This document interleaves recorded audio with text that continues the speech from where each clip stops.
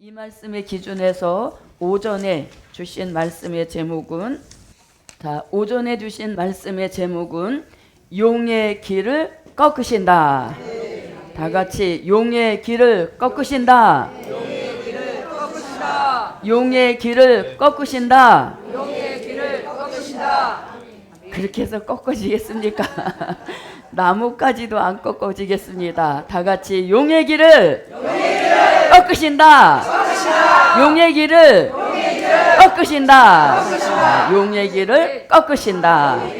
예, 오늘 2025년 종강을 맞이하여서 이 용의 길을 꺾으시고 새해로 들어가야 그 한 해가 평탄합니다. 그 한 해가 형통합니다. 그래서 용의 길을 꺾으시는데 이 용의 길을 꺾으시는 역사는 어떤 신령한 종이라도 또 능력 있는 종이라도 절대 꺾을 수 있는 성질이 아닙니다. 누구만이? 하나님만 용의 길을 꺾으실 수 있고 말씀만이 용의 길을 꺾으신다. 다 같이 용의 길을 꺾으신다. 꺾으신다. 용의 길을 꺾으실 때 한 번에 확실하게 꺾어야지 어설프게 꺾어 놓으면 또 이것이 새해까지 연결이 되는 겁니다. 그래서 오늘 종강을 맞이하여서 용의 길을 꺾으신다. 예. 자, 이 용의 길을 꺾으신다는 이 말씀 우리는 그냥 아멘 아멘 하고 봤죠. 근데 이 용의 길을 꺾으신다는 말씀은 최고로 강한 말씀입니다. 최고로 차원 높은 말씀이에요. 왜냐하면 이 용의 길을 꺾으신다는 이 말씀은 아무라도 할 수 없어요.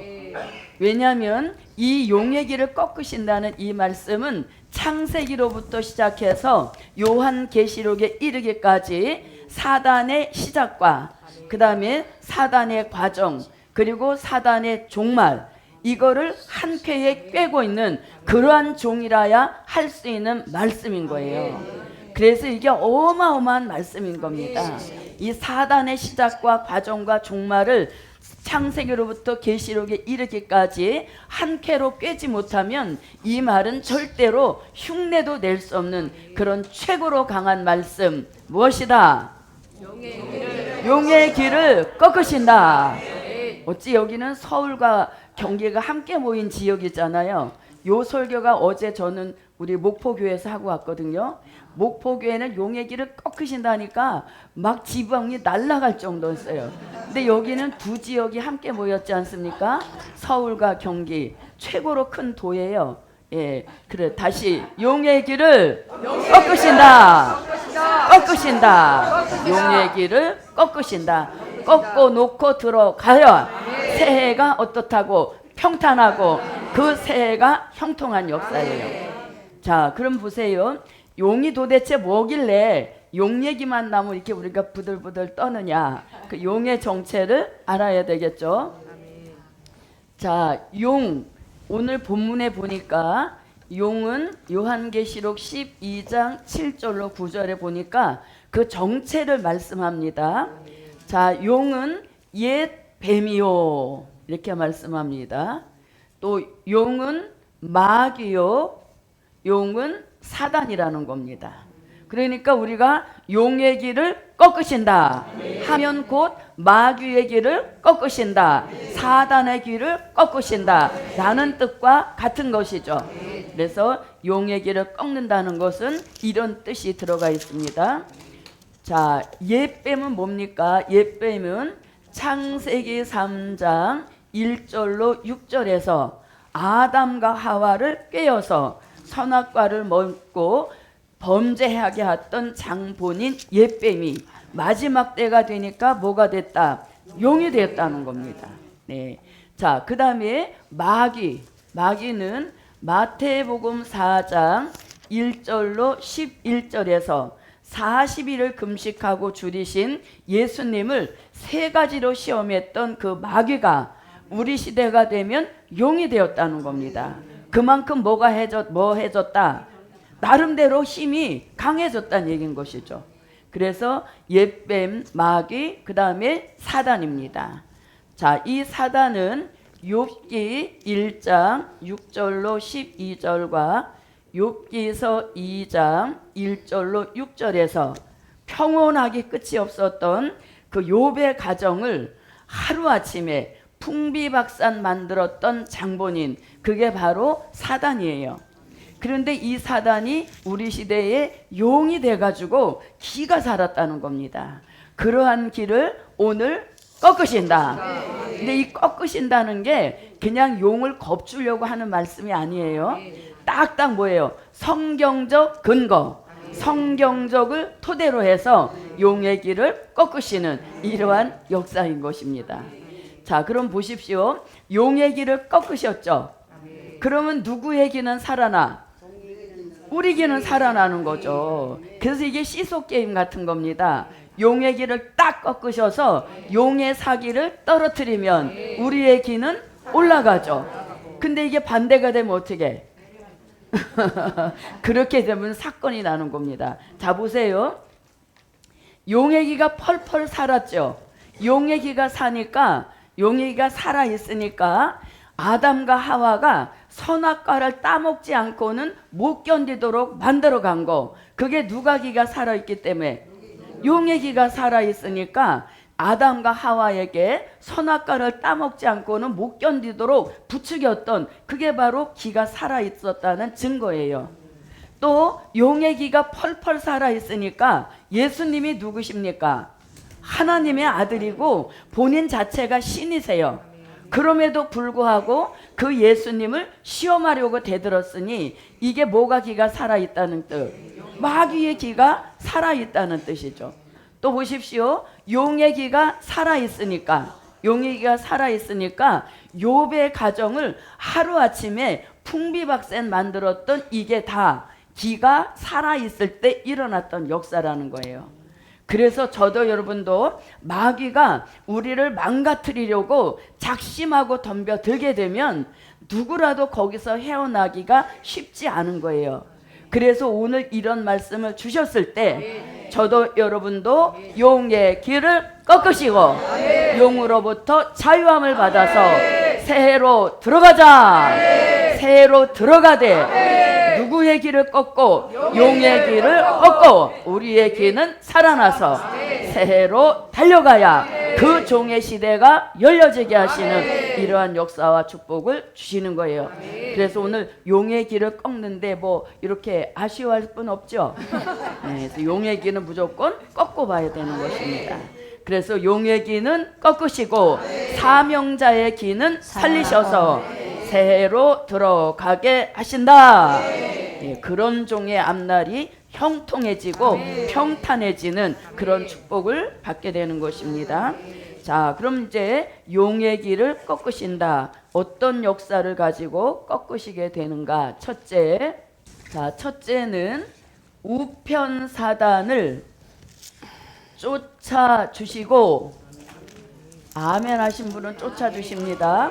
우편 사단을 쫓아주시고 용의 길을 꺾으신다. 네, 용의 길을 꺾으신다. 용의 길을 꺾으신다. 이렇게 하니까 듣는 용이 깜짝 놀라서 뒤로 벌떡 넘어져서 뇌진탕 걸리는 소리가 안 들립니까? 용의 길을 꺾은다. 이렇게 하니까 깜짝 놀라는 거죠. 2000년을 달려와도 용의 길을 꺾은다. 이런 말씀 어디서도 들어보지 못했는데 이 여주 성산 기도원에서만 할 수 있는 특별한 말씀인 겁니다. 그래서 용의 길을 꺾으신데 어떻게 꺾으신다? 우편 사단을 쫓아주시고 용의 길을 꺾으신다. 마음에 드시면 아멘. 네, 자, 이 말씀은 스가랴 3장 1절로 5절입니다. 스가랴 3장 1절로 5절입니다. 대제사장 여호수아는 여호와의 사자 앞에 섰고 사단은 그의 우편에 서서 그를 대적하는 것을 여호와께서 내게 보이시니라. 여호와께서 사단에게 이르시되 사단아, 여호와가 너를 책망하노라. 예루살렘을 택한 여호와가 너를 책망하노라. 이는 불에서 꺼낸 그슬린 나무가 아니냐 하실 때에 여호수아가 더러운 옷을 입고 천사 앞에 섰는지라. 여호와께서 자기 앞에 선 자들에게 명하사 그 더러운 옷을 벗기라 하시고 또 여호수아에게 이르시되 네가 네 질가를 제하여 버렸으니 네게 아름다운 옷을 입히리라 하시기로 내가 말하되 정왕관을 그 머리에 씌우소서 하매 곧 정왕관을 그 머리에 씌우며 옷을 입히고 여호와의 사자는 곁에 섰더라. 아멘. 자, 그럼 이제 오늘 본문을 읽어보니까 여호수아라는 인물이 등장을 합니다. 여호수아. 자, 우리는 여호수아 하면 누가 먼저 머리에 딱 떠오릅니까? 출애굽 때 모세의 후계자 여호수아가 떠오릅니다. 근데 본문에 등장하는 이 여호수아는 그 여호수가 아니라 이 사람은 직분이 대제사장입니다. 대제사장이면 그 직급이 최고로 높은 것이죠. 더 이상 없는 겁니다. 목사 중에서도 목사, 오늘날로 말하면 그렇게 높은 지위에 있는 대제사장도 옆에 사단이 붙어 있으니까 꼼짝물짝 못하는 거예요. 그래서 저도 여러분도 오늘 주신 말씀같이 우편 사단을 쫓아 주시고 용의 길을 꺾으신다. 자, 이 여호수아는 어느 시대 사람인가 하면 자, 이스라엘 히브리 민족이 바벨론 70년 포로 생활을 끝을 내고 본국에 돌아왔습니다. 본국에 돌아와서 수룹바벨 성전을 이루려고 할 때 그때 총독 수룹바벨이 있었고 그 다음에 선지자 학개가 있었고 그 다음에 대제사장 여호수아 이렇게 3인방이 하나가 돼서 수룹바벨 성전 건축을 이룰 때 쓰임받았던 그 대제상 여호수아인 것입니다. 그래서 이 여호수아가 대제사장임에도 불구하고 사단이 옆에 바싹 붙어 있으니까 꼼싹달싹 못하는 겁니다. 그래서 그것을 보다 못한 하나님이 그 여호수아가 너무 안 됐기 때문에 이제 사단을 책망하여 쫓아 주시니 용의 귀가 꺾어져서 여호수아 옆에서 주랭랑을 치게 하시는 이런 역사를 이루신 거예요. 자, 우리도 오른편을 한번 봅니다. 혹시 누가 붙어 있나? 생각만 해도 끔찍하지 않습니까? 사단이 붙어 있으면 되는 일이 없는 거예요. 아니, 되는 일이 없는 게 아니라 잘 되던 일도 안 되게 만들죠. 그래서 사단이 옆에 붙어 있으면 잘 되던 일도 안 되는 거예요. 그런 사단을 오늘 하나님께서 사단아 여호와가 너를 책망하노라 이 한마디에 사단은 귀가 팍 꺾여져서 대제사장 여호수아 옆에서 주랭랑을 쳐서 쫓겨가는 그런 역사가 바로 이 말씀인 거예요. 그런데 여기 이제 보면은 이 대제사장에 대한 말씀을 뭐라고 하고 있는가 하면 자, 스가랴 3장 8절을 한번 읽어봅니다. 대제사장 여호수아야 너와 네 앞에 앉은 네 동료들은 이 내 말을 들을 것이니라. 이들은 예표의 사람이라. 내가 내 종 순을 나게 하리라. 네. 아멘. 자, 이 여호수아는 무슨 사람이라? 예표의 사람이라. 예표의 사람이라는 겁니다. 예표의 사람. 다시 말하면 마지막 때에 예루살렘으로 택함 있고 새순같이 나오는 종들의 예표라는 것이죠. 그러니까 오늘 스가랴 3장 1절로 5절 같이 이 대제사장 여호수아에게 일어났던 이 일은 마지막 때에 예루살렘으로 택함 있고 나오는 우리들에게도 이루어 주실 예표다. 네, 그러니까 그런 강권 역사가 우리들에게도 똑같이 일어나게 하신다는 거예요. 그래서 작년까지 지금까지는 우편의 사단이 붙어서 역사했어도 오늘 종강하는 이 시점을 기준으로 해서 다 같이 사단아 여호와가 너를 책망하노라. 그 음성에 사단은 팔짝 놀라는 겁니다. 자, 하나님의 음성 어떤 음성입니까? 병력 같은 그 음성이죠. 병력 같은 그 음성으로 사단아 하는 순간에 이미 귀가 꺾여진 겁니다. 그리고 새까맣게 거슬린 여호수아를 책망하는 것이 아니라 여호수아를 새까맣게 만든 그 사단을 책망하여 쫓아주시는 그런 역사가 바로 용의 길을 꺾으시는 예표인 거예요. 그래서 혹시 우리도 자꾸 사단이 왔다 갔다 하고 시끌벅적 아주 그냥 와글박자하게 만들 때 뭐라고? 네, 사단아 위험 있게 불러야 되겠죠. 사단아 여호와가 너를 책망하노라 떠나가라 이렇게 말하는 순간 사단은 쫓겨가는 거예요. 그래서 한 해 동안 우리 가정에서 불화하게 했던 이 사단을 책망하여 쫓아주시고 우리 자녀 옆에 붙어서 불순종하게 만들었던 그 우편 사단을 쫓아주실 때 우리 가정이 온화해지고 우리 가정이 평화가 회복되게 하시는 이러한 역사와 축복인 겁니다. 그래서 사단을 옆에 줄렁줄렁 달고 또 새해로 들어가지 마시고 사단하고는 바이바이.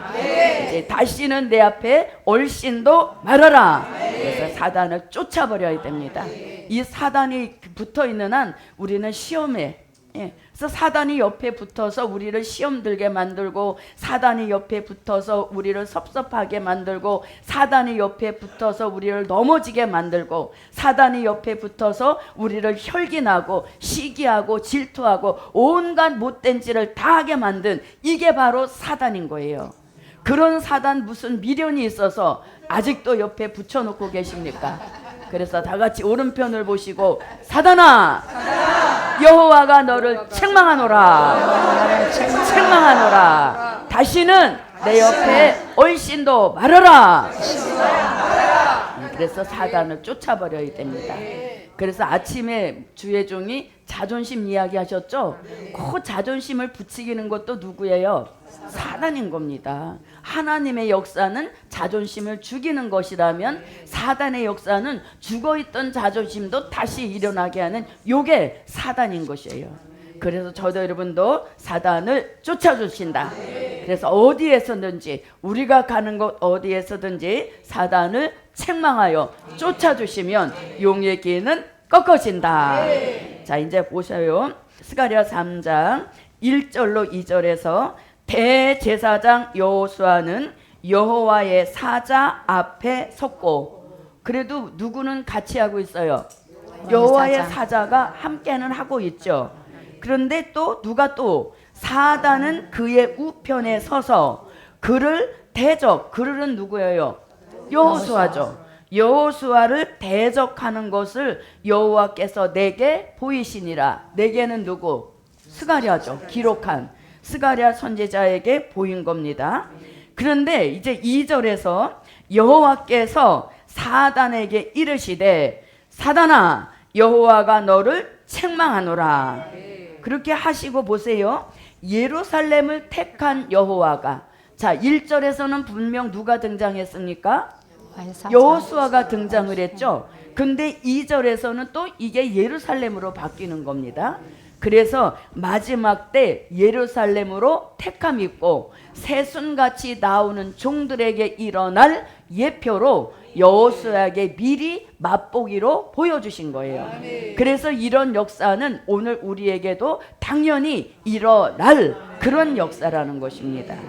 그래서 예루살렘을 택한 여호와가 너를 책망하노라 이렇게 말씀하시는 겁니다. 그래서 이제 우리 우편에 누가 사라졌다?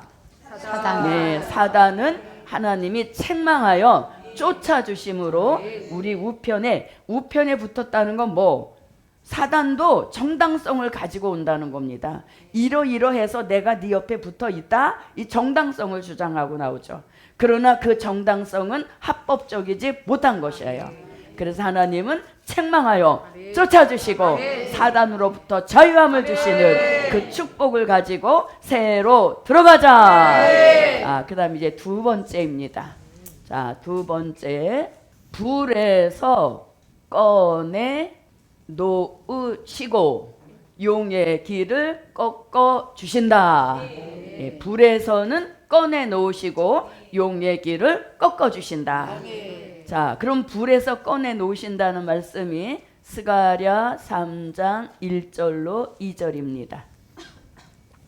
대제사장 여호수아는 여호와의 사자 앞에 섰고 사단은 그의 우편에 서서 그를 대적하는 것을 여호와께서 내게 보이시니라. 여호와께서 사단에게 이르시되 사단아 여호와가 너를 책망하노라. 예루살렘을 택한 여호와가 너를 책망하노라. 이는 불에서 꺼낸 그슬린 나무가 아니냐 하실 때에 예, 이는 불에서 꺼낸 그슬린 나무가 아니냐 하실 때에. 자, 사단이 옆에 붙어서 역사하니까 이 대제사장임에도 불구하고 여호수아는 불 속에 들어가서 아주 뒹구는 그런 생활을 지금 하고 있다는 거예요. 근데 얼마나 불 속에서 뒹굴렸던지 새까맣게 그슬린 나무같이 됐다는 거예요. 그래서 우리가 이렇게 주변에 시험에 들었거나 어떤 마음이 불편하고 또 우울하고 이런 사람들 얼굴 보면 얼굴색이 좀 어때요? 어둡죠? 예, 거무튀튀하죠. 그래서 여기서도 지금 불 속에 들어가 있을 때 그 모습이 새까맣게 그슬린 나무와 같다는 거예요. 그런데 그 시험이 다 떠나가고 우울함도 떠나가서 기쁨이 회복되면 다시 얼굴색이 어떻게 돌아와요? 이렇게 해서 혈색이 좋고 환하고 밝은 그런 모습으로 돌아오죠. 그래서 그게 다 이유가 있는 거예요. 불 속에서 얼마나 사단이 뒹굴렸는지 새까맣게 거슬렸다는 거예요. 그런 여호수아를 어떻게 불에서 꺼내 놓으신다. 불에서 꺼내 놓으실 분. 아멘. 네, 그래서 불 속에 들어가 있으면 이게 늘 시련 속에 연단 속에 갇혀 사는 거예요. 그래서 오늘까지는 시련 속에 연단 속에 들어가 있을지라도 오늘은 시점으로 저도 여러분도 불에서 꺼내 놓으시라. 불에서 꺼내 놓으시라. 불에서 꺼내 놓으셔야 이제 우리가 활동을 하게 되는 겁니다. 자, 그럼 여기서 불에서 꺼내 놓으신다 할 때 이 불이 뭐냐입니다. 이 불이라고 하는 것은 말라기서 3장 2절로 3절 말씀에 보면 이건 무슨 불? 시련과 연단. 시련의 불, 연단의 불이라는 거예요. 불 같은 시련 연단인 것입니다. 자, 한번 읽어보겠습니다.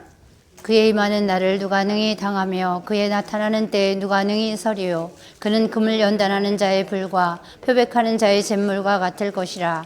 그가 은을 연단하여 깨끗게 하는 자같이 앉아서 레위 자손을 깨끗게 하되 금 은같이 그들을 연단하리니 그들이 의로운 제물을 나 여호와께 드릴 것이라. 네. 아멘. 그래서 하나님이 우리를 시련하시고 또 연단도 주시는데 그 표현을 불 같다고 말씀하는 겁니다.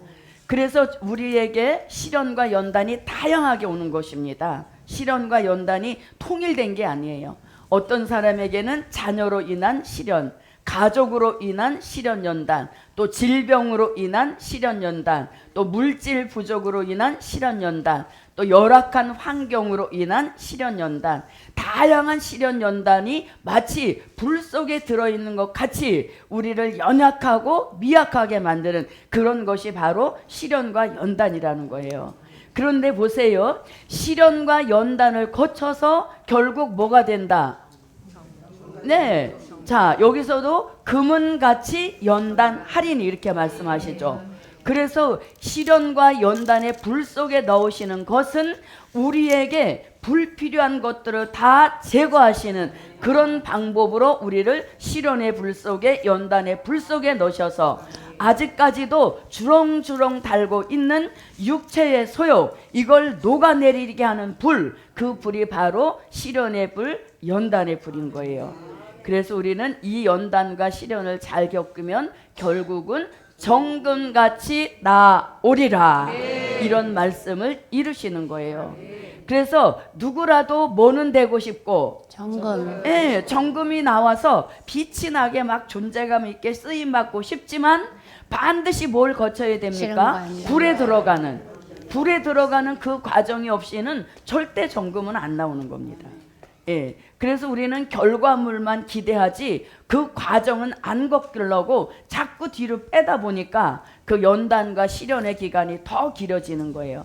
그래서 하나님이 우리를 불 속에 넣으시면 얼른 어떻게 풍덩 뛰어들어서 거기서 불 속의 생활을 즐기는 거죠. 어차피 거기서 우리는 겪어야 뭐가 돼? 정금이 되는 거예요.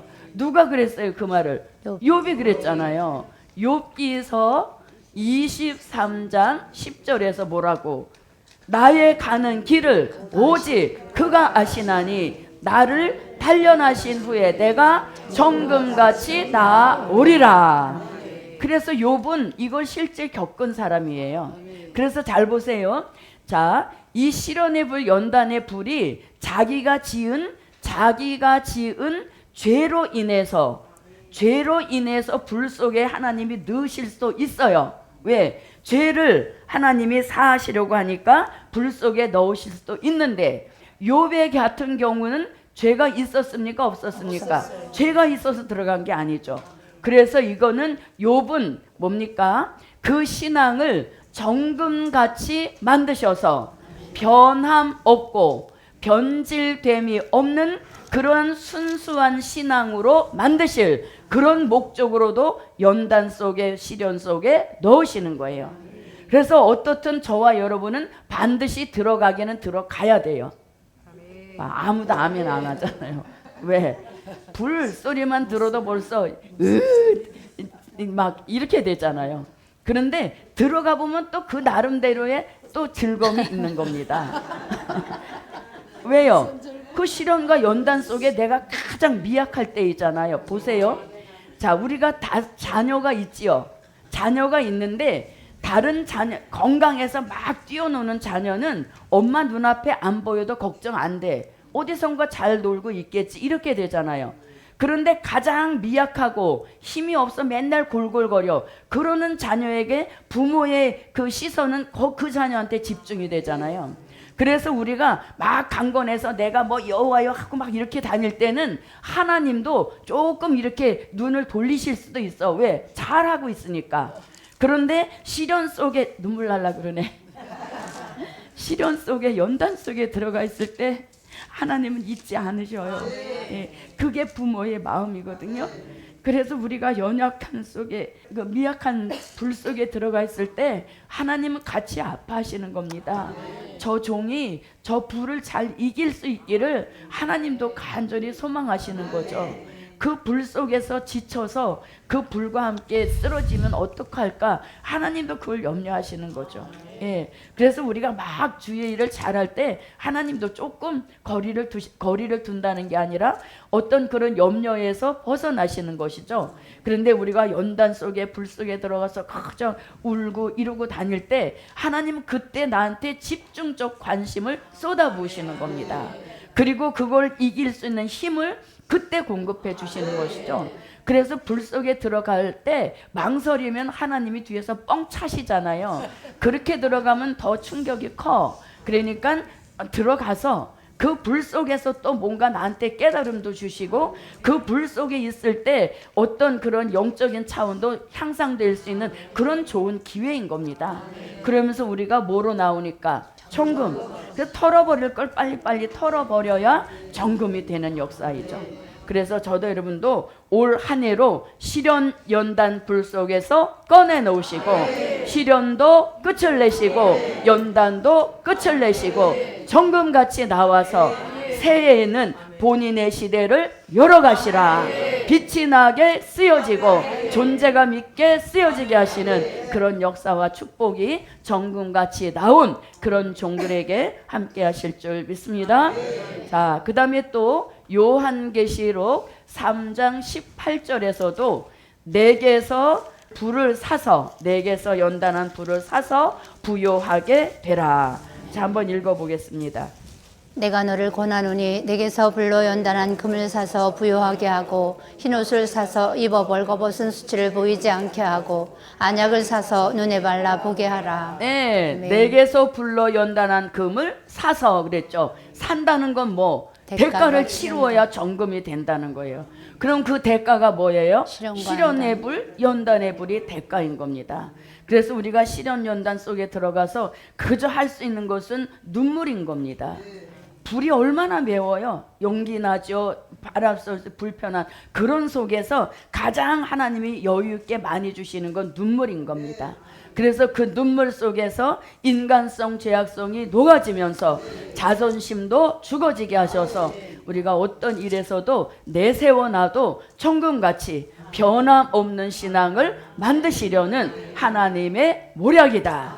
예, 그래서 저도 여러분도 불 속에 하나님이 발로 뻥 차서 들어가게 하시기 전에 자진해서 들어가서 털어버릴 것은 털어버리고 벗을 것은 벗어버리고 무엇으로 나오자? 정금으로.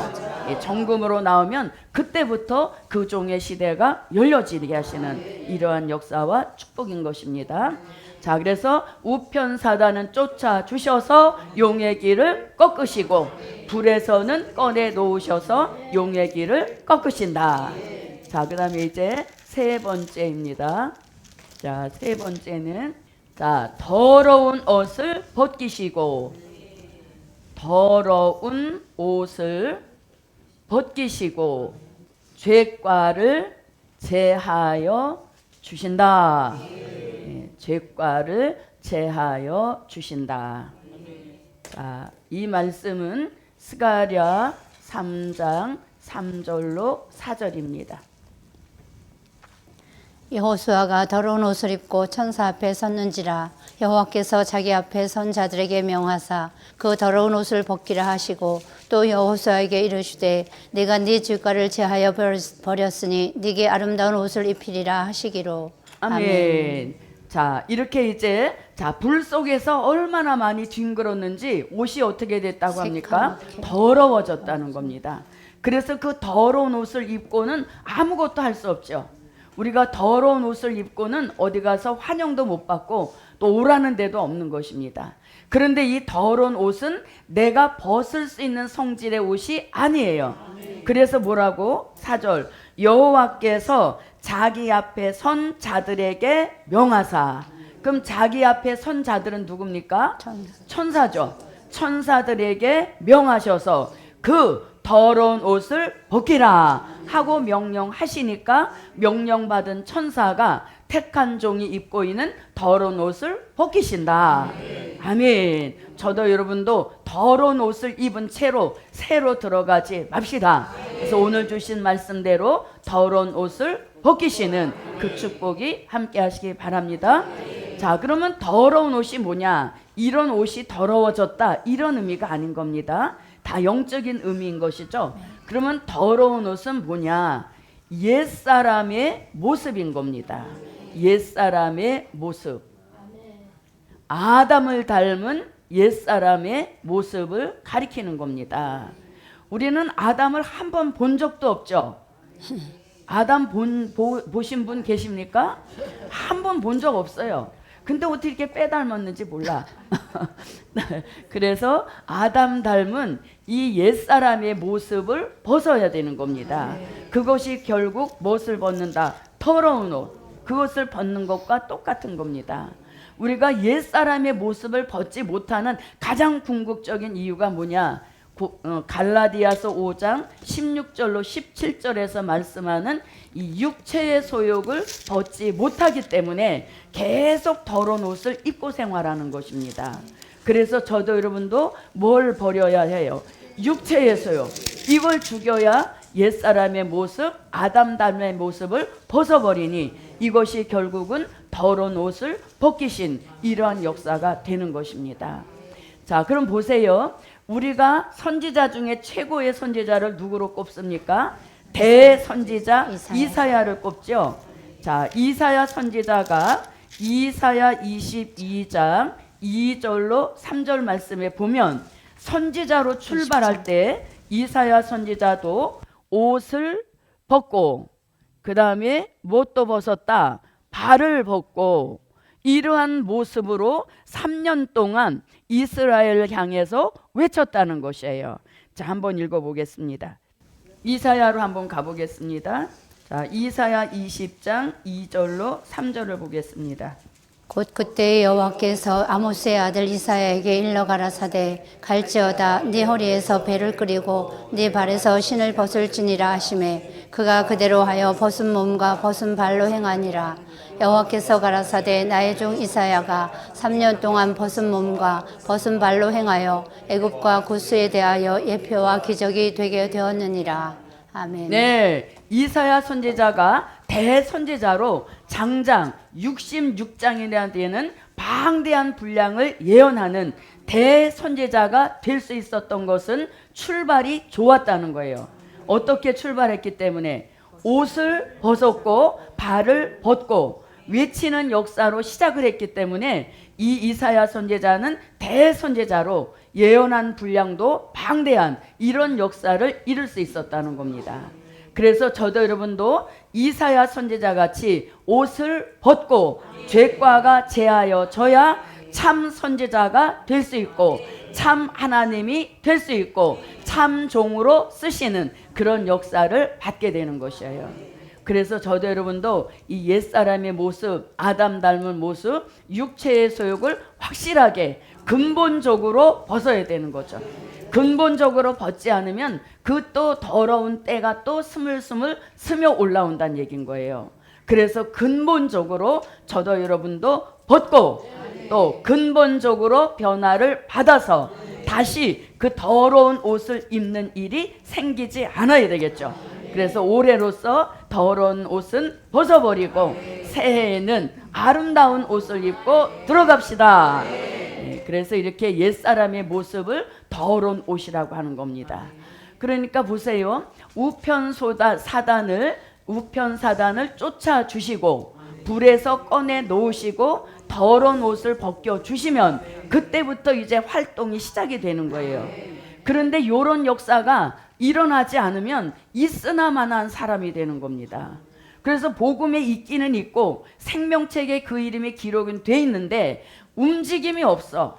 그것은 이런 단계별의 역사가 우리에게 아직 오지 않았기 때문에 뭐가 없다고요? 존재감, 움직임, 활동이 없다는 겁니다. 어디에 이름이 있어도 생명책에 이름이 있는 건 확실한데 활동하는 역사가 일어나지 않는 것은 이런 단계별의 역사를 저도 여러분도 확실하게 받으셔서 이제 내년부터는 저와 여러분의 시대를 열어갑시다. 우편의 사단도 쫓아주셨고 불에서도 꺼내주셨고 더러움도 벗겨주셨으니 거칠 것이 무엇이랴. 그래서 내년부터는 쓰여지는 무엇같이 정금같이 그래서 쓰여지는 축복이 함께 하시기를 바랍니다. 그래서 더러운 옷을 어떻게 벗어야 된다? 근본적으로. 그래서 주의 종이 늘 강조하는 것이 근본적인 변화, 근본된 토지를 갈아엎게 하셨더라. 그 말씀이 함께 이루어지시기를 바랍니다. 자, 그 다음에 이제 네 번째입니다. 네 번째, 아름다운 옷을 입혀주신다. 아름다운 옷 입기 원하시면 아멘. 네. 자, 이것은 스가랴 3장 4절이 되겠습니다. 스가랴 3장 4절입니다. 여호와께서 자기 앞에 선자들에게 명하사 그 더러운 옷을 벗기라 하시고 또 여호수아에게 이르시되 내가 네 죄가를 제하여 버렸으니 네게 아름다운 옷을 입히리라 하시기로. 네, 아멘. 무슨 옷을 입히라? 아름다운 옷. 이름만 들어도 우리가 벌써 기분이 상쾌해지지 않습니까? 더러운 옷, 그럼 괜히 쭈그러드는 것 같고 아름다운 옷, 활짝 피는 역사이죠. 그래서 우리가 아기들 키울 때 보면 옷 입혀보면 그 아이를 알 수 있죠. 막 그냥 뭐 멜빵 바지나 이런 거 이렇게 입혀 내놓으면 그저 모래바닥 같은 데 가서도 막 뒹굴고 이래요. 그런데 예쁜 드레스 같은 걸 입혀보십시오. 자기가 마치 못된 것처럼 착각을 그때부터 엄마들이 불어 넣어준 거예요. 그래서 우리가 영적으로도 무슨 옷을 입고 있느냐가 중요하다는 거죠. 그래서 더러운 옷을 입고 있을 때는 막 행동을 해. 근데 아름다운 옷을 딱 입혀주시면 혹시 이 아름다운 옷이 또 더럽혀지지 않을까 조심성이 있게 되는 역사를 받게 되는 것이죠. 그래서 저도 여러분도 아름다운 옷을 입혀주신다. 이 옷이 하나님이 입혀주시는 명품인 겁니다. 예. 아름다운 옷이라는 브랜드 자체는 없지만 우리 사회에서는 통하는 그 명품 옷이 바로 아름다운 옷이다. 자, 그럼 반드시 무엇을 벗어야? 더러운 옷을 벗어야 아름다운 옷을 입는 겁니다. 더러운 옷 벗지 않은 상태에서 아름다운 옷을 입을 수도 없지만 혹시 입혀주신다 할지라도 그 아름다운 옷은 오래 못 가는 겁니다. 왜? 더러움이 또 배어 나오기 때문인 것이죠. 그래서 하나님이 너무 이 절차를 아주 너무 논리정연하게 이렇게 펼쳐가시는 역사인 것이죠. 자, 그러면 아름다운 옷은 뭐냐? 아름다운 모습은 이게 무엇이냐? 새로운 사람의 모습을 가리키는 겁니다. 새 사람의 모습, 새 사람의 모습. 누구를 닮은? 네, 예수님을 닮은 새로운 사람. 아까는 누구를 닮았었는데? 아담을 닮아서 더러운 옷을 입고 있었는데 그 더러운 옷을 벗겨주시고 죄과도 제하여 주시니까 이제는 아름다운 옷을 입혀주셔서 새 사람의 모습을 입게 하시고 그리스도, 그동안 믿어왔던 예수를 닮게 하시는 그런 역사가 아름다운 옷인 겁니다. 그래서 이것은 예수의 형상을 이루게 하신다. 예수 닮은 종 만드시는 그 역사가 바로 아름다운 옷인 것이에요. 그래서 더러운 옷을 입고 있으면 초대하는 곳도 없습니다. 그리고 더러운 옷을 입고 있으면 환영받지 못하죠. 그런데 그 더러운 옷을 과감하게 벗어버리고 아름다운 옷을 딱 입게 되면 그때부터 그 종을 오라 하는 곳이 많아지게 하시고 초대받게 하시는 그런 역사인 겁니다. 그래서 이 종의 시대가 열려지게 하시는 그러한 역사와 축복인 것입니다. 자, 보십시오. 우리가 아름다운 옷을 입혀주시게 되면 그때부터 역사 있는 종이 되게 하시는 거예요. 그래서 어디 가서도 주의 향기를 날리게 하시는 이러한 역사와 축복인 것입니다. 그래서 우리는 무슨 옷을 입자? 아름다운 옷을 입혀주신다. 자, 그 다음에 이제 5번째입니다. 자, 5번째로 자, 그 머리에 정한 관을 씌워 주신다. 그 머리에 정관관을 씌워 주신다. 자, 이 말씀은 스가랴 3장 5절이 되겠습니다. 내가 말하되 정황관을 그 머리에 씌우소서 하며 곧 정황관을 그 머리에 씌우며 옷을 입히고 여호와의 사자는 곁에 섰더라. 아멘. 네, 여호와의 사자가 곁에 서고 머리에는 뭘 씌워주셨다? 정황관을 씌워주셨죠. 자, 보세요. 우편의 사단을 쫓아주시지 않으면 우리는 불 속에서 계속 더러운 옷을 입고 자기 죄에 빠져 신음하는 그런 생활을 할 수밖에 없는 거예요. 그런데 하나님이 올 한 해가 다 가기 전에 여호수아에 일어났던 이 예표의 일을 오늘 우리들에게도 동일하게 일어나게 하셔서 우편 사단은 쫓아주시고 불에서는 꺼내놓으신다. 마치 누구처럼? 그 욥같이, 여호수아같이 불에서 꺼내놓으시고 또 그동안 입고 있던 더러운 옷을 벗겨주시고 더러운 옷을 벗음과 동시에 그동안 지고 있던 죄짐을 벗어지게 하셔서 죄로부터도 자유함을 주시고 이제 아름다운 옷을 딱 입혀주시고 그 다음에 머리에 뭐까지 씌워주신다? 정황관을 씌워주시는 축복인 거예요. 자, 그럼 보십시오. 정황관을 머리에 씌워주신다니까 이게 무슨 또 면류관의 한 종류인가? 이렇게 생각할 수 있는데 정황관은 면류관이 아니에요. 그러면 정황관을 씌우신다는 이 말씀은 뭐냐면 우리는 나름대로의 다 뭐가 있습니까? 고정관념. 예, 고정관념이라는 것이 꽉 들어차 있죠. 예를 들어서 2000년 동안 된 일을 들어왔습니다. 2000년 동안 된 일을 들어오다 보니까 된 일에 대한 뭐가 있어요? 고정관념. 그게 꽉 들어차 있으니까 될 일이라고 하는 이 될 일의 말씀이 들어와도 그 고정관념을 벗지 않으면 될 일이 들어오지가 않죠. 그래서 정황관을 딱 씌워주시면 그동안 나를 중심했던 고정관념의 변화가 오는 것이죠. 다시 말하면 정신의 변화, 생각의 변화, 사상의 변화, 혼의 변화를 가져다주는 이 역사가 정황관을 씌워주시는 이러한 역사인 것이에요. 그래서 정황관을 저도 여러분도 씌워주시고 그동안 나를 중심했던 나밖에 몰랐던 내 가정밖에 몰랐던 그런 고정관념이 떠나가게 하시고 이제는 바른 관념의 변화가 일어나게 하시는 그러한 역사와 축복인 거예요. 그래서 우리는 이 고정관념이 다 들어서 있어요. 예, 그게 없는 사람은 없습니다. 그런데 정황관을 씌우게 되면 이제 내 중심으로 틀이 박혔던 그 고정관념에서 벗어나서 우리가 관념에도 변화를 주시는 축복인 겁니다.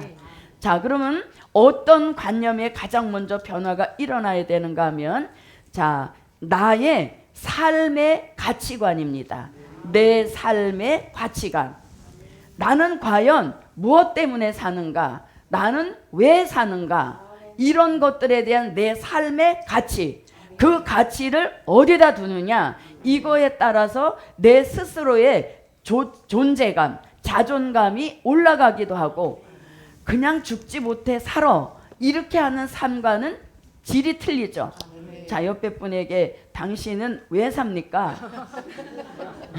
뭐 때문에 삽니까? 뭘 물어, 죽지 못해 살지.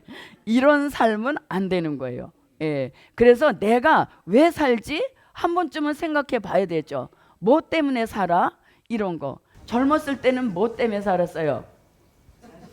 애기, 네, 자기 자식 때문에 살았잖아요.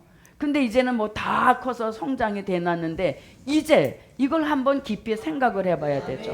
그래서 주예종이 그러시죠. 이제 자녀도 다 키워놓고 또 먹고 살만한 어떤 기반이 딱 다져졌으면 이제는 복음을 위하여 살아보라.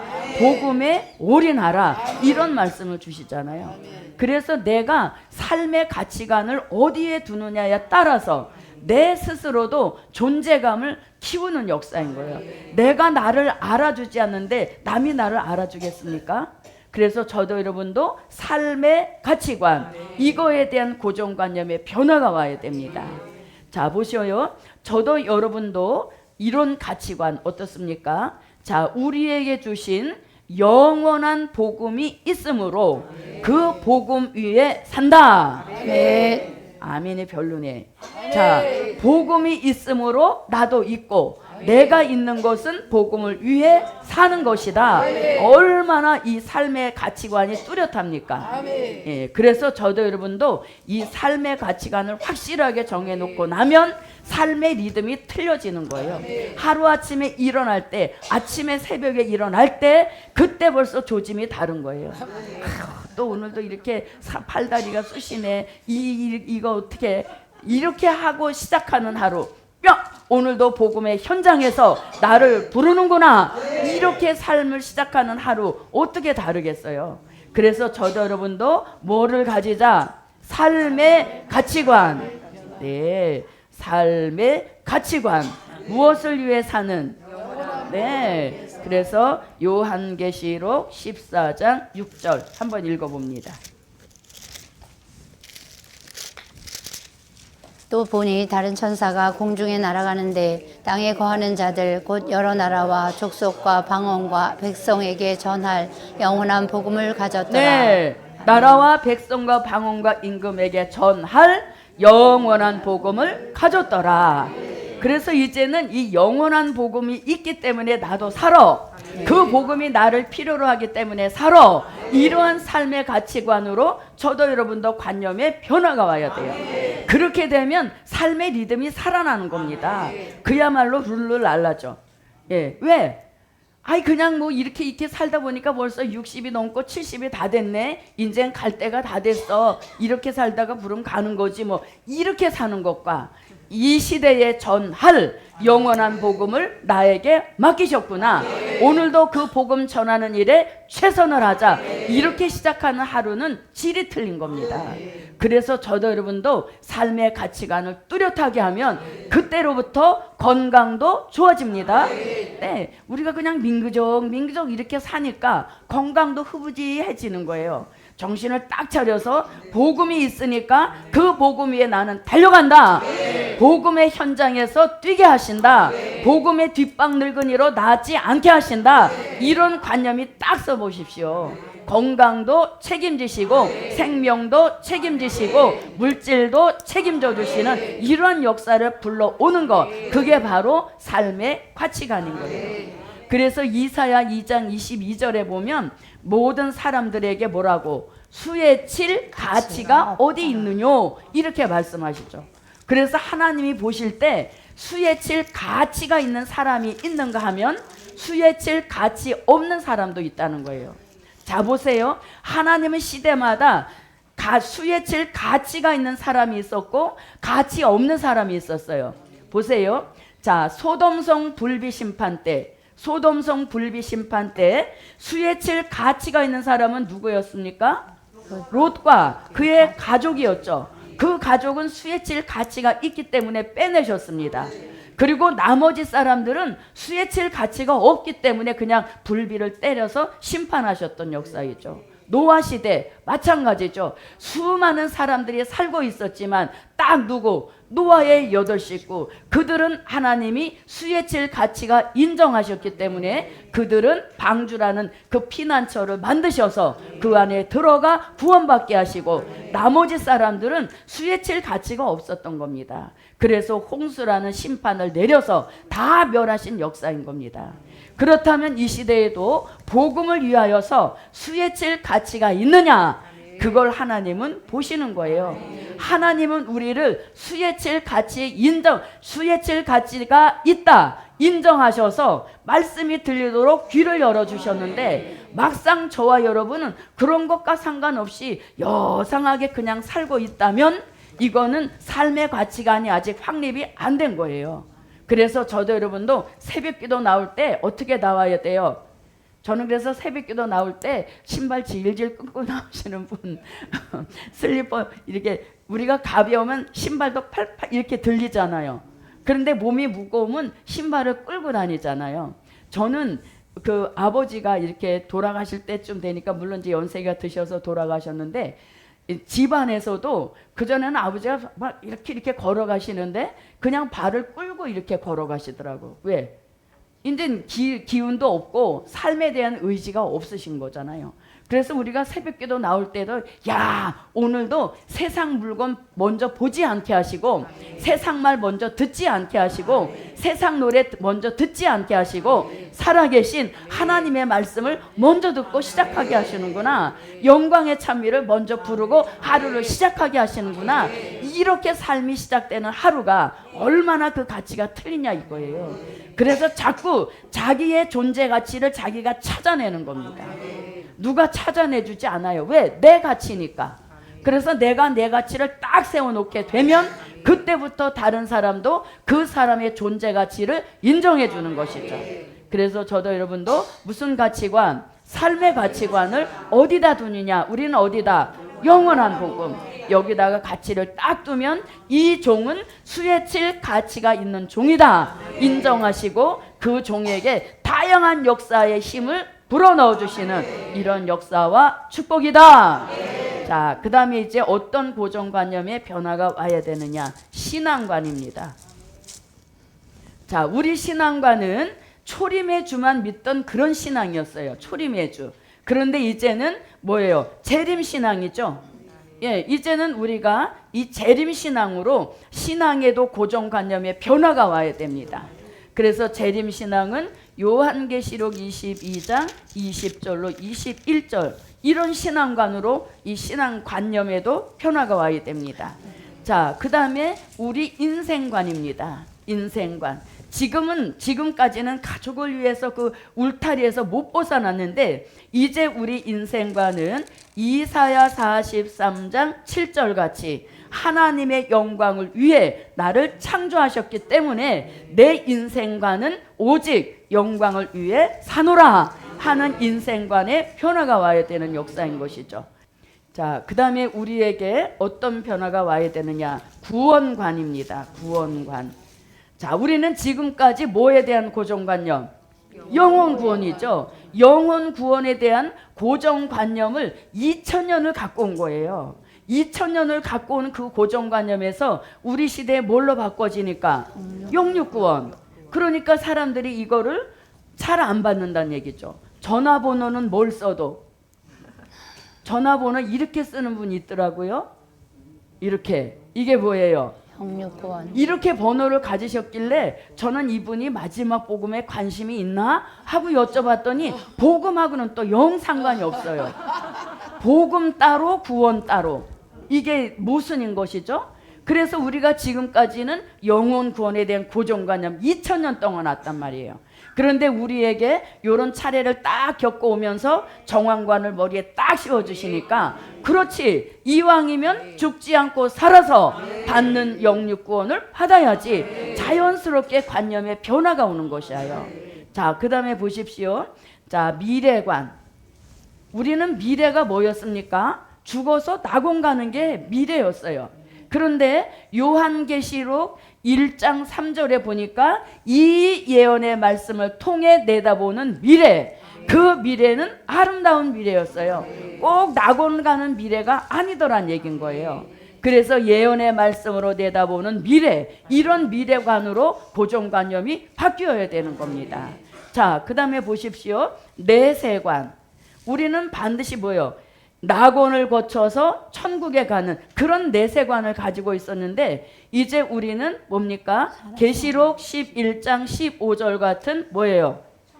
네, 그리스도의 나라, 여기가 꼭 들어가야 할 우리들의 경유지예요.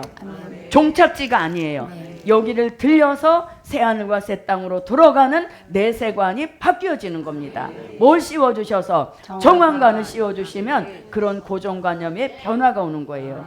자, 이성관입니다. 여기 이성관 해당되는 분은 없죠? 지금까지 우리 이성관 하면 뭐 했어요? 주로 외모에다 뒀죠. 키 크고 코 크고 돈 많고 그런 사람 있을까요? 없을까요? 자, 찾다가 날새죠. 그래서 이성관도 보십시오. 복음으로 함께 할 수 있는 그런 이성관을 가지고 있어야 돼요. 그래서 그 이성관을 바르게 못 세우니까 은혜시대 교회 가고 환란 말세 교회 가고 이렇게 뿔뿔이 흩어지는 일도 생긴다는 얘기예요. 그래서 이성관도 이제는 뭐예요? 복음의 동지. 하긴 뭐 이게 해당되는 사람은 없으니까 이해합니다. 그래서 이제는 이성관도 복음으로 함께 갈 수 있는 그런 이성관을 바르게 세우라는 거죠. 그리고 물질관. 물질관은 뭡니까? 하나님이 물질 주셨을 때 복음의 뒷바라지를 잘 할 수 있는 그런 물질관이 세워져야 되죠. 이게 다 뭐를 통해서? 정황관을 씌워주시는 역사인 거예요. 그래서 저도 여러분도 1번 같이 일단은 뭐를 해주시라? 우편의 사단을 책망하여 쫓아주시고, 그 다음에 시련 속에 연단 속에 있던 불에서 꺼내놓으시고, 그동안 입고 있던 더러운 옷은 벗어주시고, 죄가도 제하여 주시고, 아름다운 옷을 입혀주시고, 무엇까지? 정황관까지 씌워주시는 이런 축복이 함께 하시라. 그렇게 된 종 어찌 감히 용이 넘보겠어요. 옷도 더러운 옷을 입고 쭈그리고 있으니까 그냥 얕보고 덤비는 거죠. 근데 우리가 딱 뭐예요? 옷은 싹 벗고 아름다운 옷 입고 정황관을 딱 쓰면 용도 함부로 못 보는 거죠. 그래서 용도 지혜가 있어서 만만한 사람 공격하는 겁니다. 그렇지 않겠어요? 걔가 얼마나 꾀쟁이에요. 그래서 넘보지 못할 사람은 건드리지도 않는 거예요. 자, 그 다음에 이제 6번 다시 5절을 읽어봅니다.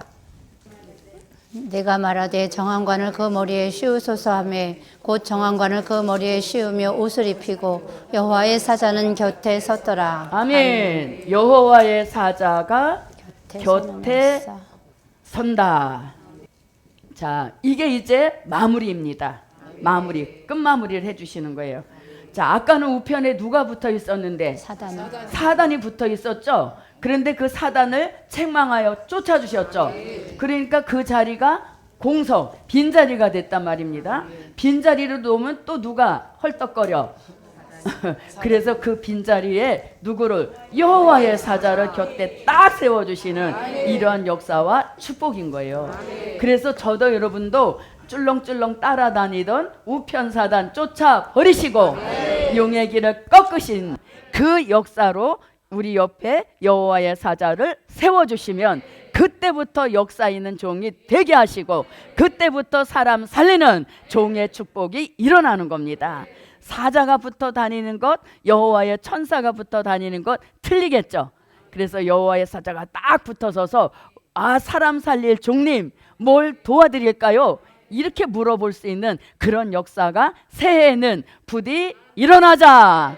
그래서 여호와의 사자가 딱 서면 이제 사람 살리려고 나갈 때 그 사자, 여호와의 사자가 앞에 서서 뭐라고? 쉬 물러거라. 하나님이 쓰시는 종 나가신다. 사람 살릴 종 나가신다 하면서 길을 열어주시고 또 사람 살릴 자리에서 사람 살릴 수 있도록 힘도 실어주시는 이러한 역사가 우편에 여호와의 사자를 세워주셔서 그때부터 역사 있는 종으로 쓰시라. 아멘. 그래서 오늘은 뭘 하는 날? 용의 길을 꺾어 주신다. 네, 용의 길을 꺾어 주신다. 자, 그 다음에 제가 번호를 조금 잘 못했어요. 우편 사단이 큰 1번이고 나머지는 동그라미 1번 이렇게 나갔어야 되는 겁니다. 그래서 이제 2번이 되는 거예요.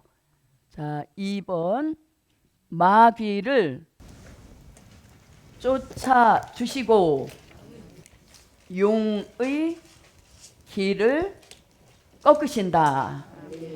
누구를 쫓아 주시고? 네.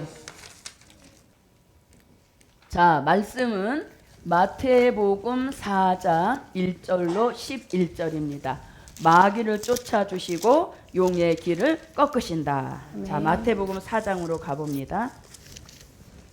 그때 예수께서 성령에게 이끌려 마귀에게 시험을 받으러 광야로 가사 40일을 밤낮으로 금식하신 후에 줄이신지라. 시험하는 자가 예수께 나와서 가로되 네가 만일 하나님의 아들이거든 명하여 이 돌들이 떡덩이가 되게 하라. 예수께서 대답하여 가라사대 기록되었으되 사람이 떡으로만 살 것이 아니요 하나님의 입으로 나오는 모든 말씀으로 살 것이라 하였느니라 하시니, 이에 마귀가 예수를 거룩한 성으로 데려다가 성전 꼭대기에 세우고 가로되 네가 만일 하나님의 아들이거든 뛰어내리라. 기록하였으되 저가 너를 위하여 그 사자들을 명하시리니 저희가 손으로 너를 받들어 발이 돌에 부딪히지 않게 하리로다 하였느니라. 예수께서 이르시되 또 기록되었으되 주 너의 하나님을 시험치 말라 하였느니라 하신대, 마귀가 또 그를 데리고 지극히 높은 산으로 가서 천하만국과 그 영광을 보여 가로되 만일 내게 엎드려 경배하면 이 모든 것을 네게 주리라. 이에 예수께서 말씀하시되 사단아 물러가라. 기록되었으되 주 너의 하나님께 경배하고 다만 그를 섬기라 하였느니라. 이에 마귀는 예수를 떠나고 천사들이 나와서 수종드니라. 아멘. 아멘. 자, 너무 유명한 말씀입니다. 예수님이 40일을 금식하시고 줄이신 그 틈을 타서 마귀가 이제 끼어든 겁니다. 그런데 예수님을 몇 가지로 시험합니까? 세 가지로 시험을 하는 것이죠. 자, 그러면 예수님이 지금 마귀에게 시험 받을 만한 그런 군번이십니까? 아니죠. 그러니까 마귀가 기가 사니까 상대방의 그 신분 자체를 인정 안 하는 거예요. 그래서 하나님의 아들 예수님, 신이신 그 예수님마저도 공격을 할 정도로 그렇게 사단의 기가 살아있다는 거예요. 그래서 우리가 사단을 두려워할 것은 아니지만 경계심을 늦춰서는 안 되는 거예요. 그래서 예수님이 딱 세 가지. 자, 예수님을 세 가지로 시험했다면 우린 지난 한 해 살아오면서 얼마나 많은 시험을 받았겠냐 이것이죠. 얼마나 많은 시험.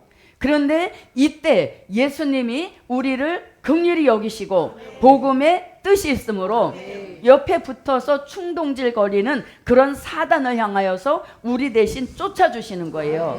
사단아, 아무한테 붙어서 역사하던 사단아, 그 사람을 놓아주고 떠나가라 하고 명령을 딱 내려주시면 사단도 어쩔 수 없이 쫓겨가는 거예요. 그러면서 뭐가 꺾여? 기가 꺾이는 것입니다. 그래서 우리는 사단을 모할 필요는 없지만, 두려워할 필요는 없지만 경계심 자체를 늦춰서는 안 된다는 얘기인 겁니다. 그래서 개가 기가 살아있으면 아무도 몰라보는 거예요. 그래서 용의 길을 꺾으시고 사명자의 길을 살리시기 위하여서 마귀를 쫓아주셔서 길을 꺾으시고 우리 길은 살리셔서 새해로 들어가자. 이 역사가 꼭 일어나야 됩니다. 그렇지 않고 그냥 밋밋하게 들어가면 또 그렇게 막 질퍽질퍽 그런 진흙탕에 굳는 그런 생활이 이어지는 것이에요. 그래서 오늘로써 이 모든 마귀 역사를 끝을 내시고 쫓아주시고 용의 길은 꺾으시고 우리에게 말씀도 주시고 은혜도 주시고 새해 힘도 주셔서 우리 길을 살리셔서 새해로 들어가자. 그런 역사가 제게도 여러분에게도 꼭 함께 하시기를 바랍니다. 자, 그 다음에 이제 세 번째입니다. 세 번째, 자, 미가엘 천사장으로 용의 길을 꺾으신다. 자, 미가엘 천사장으로 용의 길을 꺾으신다. 자, 요 말씀은 본문으로 주신 말씀입니다. 계시록 12장 7절부터 9절이 되겠습니다. 하늘에 전쟁이 있으니 미가엘과 그의 사자들이 용으로 더불어 싸울세 용과 그의 사자들도 싸우나 이기지 못하여 다시 하늘에서 저희의 있을 곳을 얻지 못한지라. 큰 용이 내어 쫓기니 옛뱀 곧 마귀라고도 하고 사단이라고도 하는 온 천하를 꿰는 자라. 땅으로 내어 쫓기니 그의 사자들도 저와 함께 내어 쫓기니라. 네. 자, 7절에 보니까 하늘에 전쟁이 있으니, 자, 별 전쟁도 다 있는 시대입니다. 무슨 전쟁이 있다? 네. 하늘에 지금 전쟁이 치열하게 벌어지고 있다는 겁니다. 그래서 이 마지막 복음 안에 다양한 전쟁이 등장합니다. 자, 우리 심령에서 일어나는 심령의 전쟁도 있죠. 또 민족 전쟁도 있죠. 유브라데 전쟁도 있죠. 아마겟돈 전쟁도 있죠. 그 중에 오늘은 뭐 하늘의 전쟁. 자, 그런데 이 하늘의 전쟁은 영적 전쟁입니다. 왜? 영체끼리 싸우니까. 그래서 이것은 영적 전쟁, 영적 싸움, 영적 전쟁인 것입니다. 영적 전쟁이니까 눈에 보입니까? 안 보이는 겁니다. 소리 들립니까? 안 들립니다. 무기가 사용됩니까? 안 됩니다. 죽어나가는 사람이 있습니까? 없지요. 예, 그러나 뭐는 있다? 하늘의 전쟁이 있으니 있다는 거예요. 그런데 이 전쟁은 영적 전쟁이라 소리 소문 없지만 영이 예민한 사람은 느낄 수 있는 전쟁이에요. 그래서 이러한 전쟁이 지금 일어나고 있다는 겁니다. 자, 그럼 보세요. 영적 전쟁인데 이렇게 진행됩니다. 자, 하나님 편에서는 미가엘과 그 다음에 그의 사자들이 총출동하는 이러한 전쟁이라는 거예요. 하나님 편에서. 자, 그러면 미가엘이라고 할 때 이 미가엘은 여호수아 5장 13절로 14절에서 자, 모세의 후계자 여호수아가 이제 출애굽 역사를 하게 되었는데 가장 먼저 부딪힌 난제가 뭡니까? 흐르는 요단강을 건너가야 되는 겁니다. 그리고 또 뭡니까? 여리고성이 무너져야 되죠. 그리고 마지막 난제, 그 가나안 지방에 살고 있는 본토 사람을 쫓아내야 그 가나안 정복이 이루어지는 거죠. 그런데 그 어마어마한 모세, 손만 들면 기적이 일어나는 이러한 큰 지도자 밑에 있던 여호수아가 딱 후계자가 되고 나니까 얼마나 쫄겠습니까? 그래서 그 쫄고 있는 여호수아에게 딱 힘을 주시는 말씀으로 누굴 보냈습니까? 큰 칼을 빼어든 이 미가엘 천사장이 딱 여호수 앞에 서 있는 거예요. 그래서 여호수가 깜짝 놀라서 당신은 나를 위하여 왔습니까? 아니면 적을 도와주러 왔습니까? 물어보니까 뭐라고? 나는 여호와의 군대 장관으로 너를 도와주러 왔노라. 이렇게 눈에 보여진 건 딱 한 번이죠. 그렇지만 어떠한 난제가 있을 때마다 그 여호수아를 도와줌으로 가나안 정복은 이루었던 역사인 거예요. 그래서 저도 여러분도 때마다 일마다 천사가 안 보여도 아까 누구를 세워주셨다? 여호와의 사자를 곁에 세워주셨다. 보이는 현실을 믿습니까? 말씀을 믿습니까? 말씀을 믿어야죠. 그래서 내 눈에는 안 보여도 왜? 눈이 침침하니까. 그래서 안 보여도 말씀이 보여. 세워주셨다니까 그 말씀을 믿고 가는 것이죠. 그래서 저도 뭐 봤다 들었다 이런 걸 별로 좋아하진 않습니다. 근데 제가 처음에 처음 전도사로 초임지에 파송 받아 갔는데 그때 이제 다 심으로 하고 끝나고 딱 돌아올 때예요. 끝나고 돌아오면서 딱 문을 닫고 돌아서는데 그때 천사가 딱 같이 돌아서는 거예요. 남의 일이라고 안 해네. 얼마나 이게 기쁜 일이에요. 아, 내가 익산에 내려와서 그 5, 6년 동안 생활하는 동안 나 혼자 있었던 게 아니구나. 같이 있다가 나의 심우가 끝나니까 함께 돌아서서 함께 올라왔겠죠. 지금은 또 어디서 저와 함께? 그렇죠. 그래 한 번 보여주고 안 보여줬다고 천사가 함께 안 하는 이게 아닌 거예요. 여호수아도 딱 그랬죠. 눈에 보여진 건 한 번이었지만 난제가 있을 때마다 승리할 수 있는 여건은 아니었어요. 왜? 가나안 사람들은 장대했어요. 그야말로 거인들이었어요. 그런데도 그들을 한 번에 내어쫓고 가나안을 정복하게 하신 이게 바로 보이진 않지만 역사했던 천사의 역할이었다는 것이죠. 그래서 이렇게 자 여호수아에게 나타났습니다. 자, 그 다음에 다니엘서 12장 1절에서 개국 이래 없는 큰 환란이 올 때 택한 종을 도와서 사람을 살리게 한다. 그러니까 가만히 있어도 도와주지 않아요. 뭐 하려고 애를 써야? 사람을 살리려고 애를 쓸 때 그때 도와주시는 것이죠.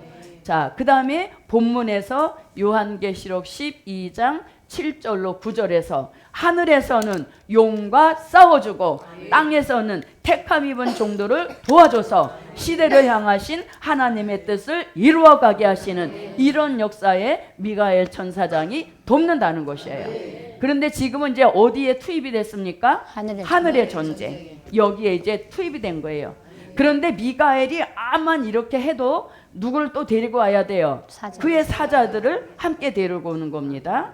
자, 그럼 그의 사자들이라고 하는 것은 자 요한계시록 5장 11절과 요한계시록 7장 11절 그리고 다니엘서 10장 7절을 한번 보겠습니다. 계시록 5장 11절 보겠습니다. 내가 또 보고 들음에 보좌와 생물들과 장로들이 둘러선 많은 천사의 음성이 있으니 그 수가 만만이요 천천이라. 네, 아멘. 그 수가 얼마라? 만만이요 천천이라 그랬죠. 그래서 사도 요한은 그냥 천사의 수만 공개한 겁니다. 신비하지 않습니까? 우리가 천사가 있다는 것은 알고 있지만 숫자까지도 있다는 것이 매우 신비한 일인 것이죠. 그만큼 이 마지막 복음 역사에 많은 천사가 동원이 되니 복음은 잘 될 수밖에 없는 거예요. 예, 총동원하신다지 않습니까? 자, 요렇게 이제 숫자를 밝혔는데 그 숫자가 똑같은 일을 하지 않아요. 천사도 다 분업을 하는 겁니다. 자, 그 말씀이 여기 나옵니다. 다니엘서 7장 10절입니다. 불이 강처럼 흘러 그 앞에서 나오며 그에게 수종하는 자는 천천히요 그 앞에 시위한 자는 만만이며 심판을 베푸는데 책들이 펴놓였더라. 아멘. 네, 수종드는 자는 얼마요? 천천히요. 또 시위하는 자는 만만이라. 이렇게 말씀하시죠. 수종드는 건 뭡니까? 비무장했다는 것이죠. 그냥 심부름 다니는 천사라는 거예요. 시위는 뭐야? 무장을 딱 하고 일명 천군이라고도 하는 것이죠. 그래서 수종드는 이 천사의 수는 천천히요 시위하는 자는 만만이라. 그러면 수종드는 천사의 대표는 가브리엘인 겁니다. 들에 양치던 목동들에게 아기 예수 나신 것을 알린 그 천사가 바로 가브리엘이죠. 그리고 시위하는 천군의 대표는 오늘 본문에 등장하는 누굽니까? 미가엘인 것이죠. 그래서 참 놀라운 말씀이에요. 그러니까 하나님이 얼마나 조직적인 그런 체계를 갖추시고 지금 보좌 세계를 운영해 나가고 있는 역사를 알려주는 것이죠. 그래서 하늘에 지금 이제 전쟁이 있는 겁니다. 눈에 보이지 않지만. 그래서 하나님 편에서는 미가엘과 그의 사자들이 하나님 편에서 이제 출동을 한 겁니다. 자, 그러면 또 마귀 편에서도 자, 마귀 편에서는 누구와 누구가? 네, 마귀 편에서는 용 그리고 얘도 뭘 데리고 와? 사자들. 쫄자들을 데리고 오는 것이죠. 그의 사자들. 그래도 자존심 세워주시려고 그의 사자들이라고 했습니다. 자, 용은 누구다? 옛뱀이요 마귀요 사단인 것입니다. 옛뱀이요 마귀요 사단입니다. 자, 이렇게 이제 붙는 전쟁인 겁니다. 자, 이 전쟁이 굉장히 치열한 전쟁입니다. 자, 보십시오. 요렇게 이제 편 나누기가 정해진 겁니다. 자, 이렇게 편을 나누어서 그럼 왜 전쟁을 하느냐 이거예요. 자, 전쟁이 벌어지고 있는 장소가 어디입니까? 공중. 하늘이죠. 자, 그럼 요 하늘을 우리는 또 다른 표현으로 공중이라고도 하는 겁니다. 자, 그럼 보세요. 공중. 왜 하늘의 전쟁을 꼭 일어나야 되느냐? 자, 공중이라는 말씀이 에베소서 2장 2절로 3절과 데살로니가 전서 4장 16절로 17절에 보면 공중이라는 말씀이 똑같이 단어가 똑같이 나옵니다. 자, 에베소서 읽어봅니다. 그때 너희가 그 가운데서 행하여 이 세상 풍속을 쫓고 공중의 권세를 잡은 자를 따랐으니 곧 지금 불순종의 아들들 가운데서 역사하는 영이라. 아멘. 네, 에덴 동산에서 쫓겨난 그 마귀가 어디에 올라갔다? 공중에 올라가서 공중의 권세를 잡고 있다는 겁니다. 예, 공중에 올라가서 공중의 권세를 잡고 하는 일이 뭐냐 이거죠. 하는 일은 요한계시록 12장 10절 같은 요런 일을 한 거예요. 자, 한번 읽어봅니다. 내가 또 들으니 하늘에 큰 음성이 있어 가로되 이제 우리 하나님의 구원과 능력과 나라와 또 그의 그리스도의 권세가 이루었으니 우리 형제들을 참소하던 자 곧 우리 하나님 앞에서 밤낮 참소하던 자가 쫓겨났고. 네, 자, 여기서 뭐라고? 우리 형제들을 밤낮 참소하는 게 얘 할 일이었어요. 예, 밤낮 참소가 뭡니까? 참소는 고자질이에요. 쉽게 말하면 아무개가 죄졌으니까 벌 주십시오. 이게 참소예요. 그래서 밤낮 참소하는 일을 할 수 있었죠. 왜? 어디에 있으니까? 공중에 있으니까 보좌에도 갔다가 또 땅에 내려와서 참소할 자리를 찾고 그 참소거리를 딱 찾았으면 막 올라가서 참소하는 이런 일을 밤낮으로 했다는 겁니다. 자, 그래서 공중의 권세를 잡고 산 지가 수천 년이 지난 겁니다. 그런데 어느 날 갑자기 이 공중에 누가 투입된 거예요? 미가엘 천사장과 그의 사자들이 갑자기 내려와서 그동안 터를 잡고 있던 이 터줏대감 얘를 쫓아내리려고 하니까 얘도 어떻게 쉽게 안 내주겠죠. 그래서 지금 피 터지게 싸우는 겁니다. 또 미가엘은 어떻게 해야 돼요? 얘를 빨리 쫓아내려야 되는 게 자기 사명이니까 또 그 사명을 감당하려고 어마어마한 전쟁이 지금 우리 머리 위에서 벌어지고 있는 거예요. 그런데 자, 모르니까 편안한 거죠. 자, 그럼 여기도 공중이라는 말씀이 나옵니다. 주께서 호령과 천사장의 소리와 하나님의 나팔로 친히 하늘로 쫓아 강림하시리니 그리스도 안에서 죽은 자들이 먼저 일어나고 그 후에 우리 살아남은 자도 저희와 함께 구름 속으로 끌어올려 공중에서 주를 영접하게 하시리니 그리하여 우리가 항상 주와 함께 있으리라. 네. 아멘. 자, 공중에서 뭐 한다? 주를 영접하게 네. 하시리니. 공중에서 주의 재림을 영접하는 거예요. 그런 공중에, 자 보세요. 여기서 이제 공중에서 재림의 주를 영접한다 했지만 실질적 이루어지는 것은 계시록 11장 12절 여기 가서 이루어지는 겁니다. 네. 자, 계시록 11장 12절입니다. 하늘로부터 큰 음성이 있어 이리로 올라오라 함을 저희가 듣고 구름을 타고 하늘로 올라가니 저희 원수들도 구경하더라. 아멘. 네, 자, 구름을 타고 어디로 올라가니? 하늘로 올라가니 그랬죠. 자, 여기서는 하늘, 그 다음에 바울은 공중, 같은 장소죠. 그런데 전쟁이 하늘의 전쟁이라니까 공중에 일어나는 전쟁이란 뜻이에요. 그럼 우리는 보세요. 예수님은 보좌 세계에서 공중으로 내려오시고 땅에 있던 우리는 공중, 구름 속으로 끌어올려 공중에서 주를 영접하게 하시는 이런 공중인데 거기 누가 먼저 와서 에덴 동산에서 쫓겨난 마귀가 먼저 올라와서 딱 진을 치고 있으니까 그 진을 치고 있는 공중에 재림이 또 있을 수 없잖아요. 그래서 공중에 있게 될 주의 재림을 대비하기 위하여서 이 용을 쫓아내리는 그 전쟁이 바로 하늘의 전쟁이란 얘기예요. 그래서 이 하늘의 전쟁으로 인하여서 우리가 살고 있는 이 시대에 영의 세계가 엄청나게 복잡한 세상이 된 거예요. 그래서 우리가 신령파로 너무 나가고 신비주의로 너무 나가다 보면 여기에 딱 걸릴 수가 있다는 얘기인 것이죠. 그래서 우리 시대는 오직 말씀, 아멘. 예, 말씀의 기준을 딱 두면 이 용도 어쩔 수 없는 거예요. 말씀 앞에서는 꼬리가 내리게 돼 있는 게 영적 하나님이 만들어 놓으신 영적 질서예요. 그래서 말씀으로 딱 내다보는 것입니다. 그래서 용을 공중에서 쫓아내리기 위한 전쟁이 하늘의 전쟁이죠. 자, 그럼 이제 이 전쟁의 싸움의 결과를 한번 볼게요. 누가 싸워서 이길 것 같아요? 미가엘. 미가엘이란 말 아는 사람은 누구가 이겼으면 좋겠습니까? 자, 이제 싸움의 결과가 나옵니다. 7절 읽어봅니다.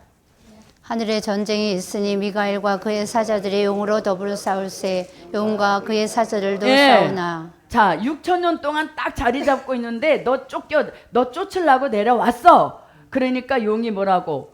뭔 소리? 여긴 내가 벌써 수천 년 터주 때가 이렇게 하고서 막 싸운단 말이에요. 이제 싸우기는 싸워. 그런데 뭐라고? 8절. 이기지 못하여. 이기지 못하여. 이기지 못했다는 건 무슨 뜻? 패했다. 패했다는 뜻이죠. 그럼 누구의 승리? 미가엘과 미가엘의 그의 사자. 승리인 거죠.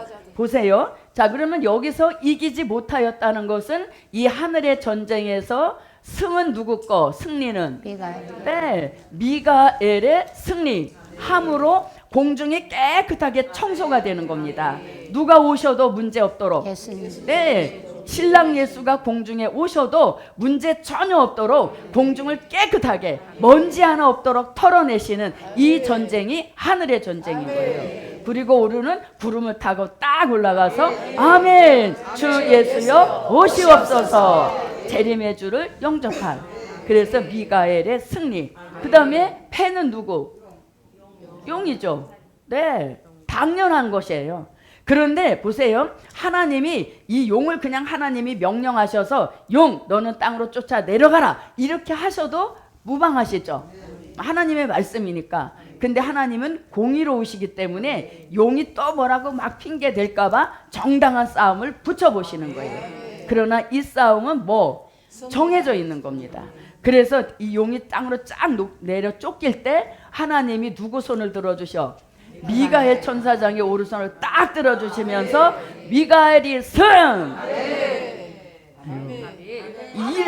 자, 미가엘의 승리는 곧 우리의 승리요 복음의 승리요 진리의 승리예요. 그래서 미가엘이 승 이렇게 하면 우리의 승리, 백마복음의 승리인 거예요. 그런가 하면 용한테는 뭐라고? 너는 패. 그러면서 뭐라고? 우. 자, 용은 패. 아니 왜 이렇게 사기? 아까 기 살려주셨잖아요. 다 같이 용은 패. 우. 이렇게 되는 거예요. 하늘의 전쟁은. 그래서 미가엘의 승리, 용은 패하는 거죠. 보세요 이제. 자 보세요. 자 사자들도 싸운다. 용과 그의 사자들도 싸웠죠. 싸울 때까지는 그래도 누구 기가 살아있어? 그렇지. 싸우고 막 이럴 때 할 때까지는 용도 기가 살아있어요. 그런데 딱 보니까 이기지 못하여 그 순간에 뭐요? 기가 팍 꺾였다는 거죠. 기가 팍 꺾여서 더 어디서 더 꺾이는가 보세요. 이기지 못하여 다시 하늘에서 자기에 있을 곳을 얻지 못한지라. 한번 쫓겨 내려오면 또 못 올라가. 왜? 또 두들겨 맞으려고? 그러니까 이 용이 땅에 딱 내려와서 공중을 쳐다보지도 못해. 왜? 두들겨 맞던 그 악몽이 떠오르니까. 그래서 감히 이제는 쳐다도 못 보는 그런 공중이 된 거예요. 그래서 보세요. 자, 하늘에서 저희의 있을 곳을 얻지 못한지라. 그러니까 사도 요한도 요 쫓겨 내려오는 게 되게 재밌나 봐. 그래서 이기지 못하여 이걸로 그냥 끝내도 되는데 다시 하늘에서 저희의 있을 곳을 얻지 못한지라. 또 하죠. 큰 용이 내어 쫓기니. 또 확인 사살을 또 하시는 거예요. 그러니까 용의 기는 이제 완전히 꺾인 거지. 다시 어딜 못 올라가니까 하늘에 공중에 못 올라가는 거예요.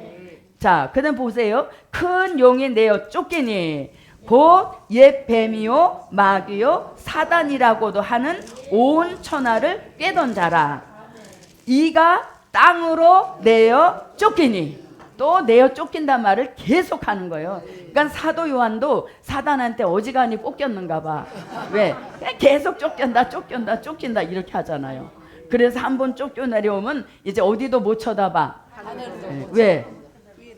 두들겨 맞았던 악몽이 떠오르니까 쳐다보지도 못하는 거예요. 그래서 땅으로 쫓기니.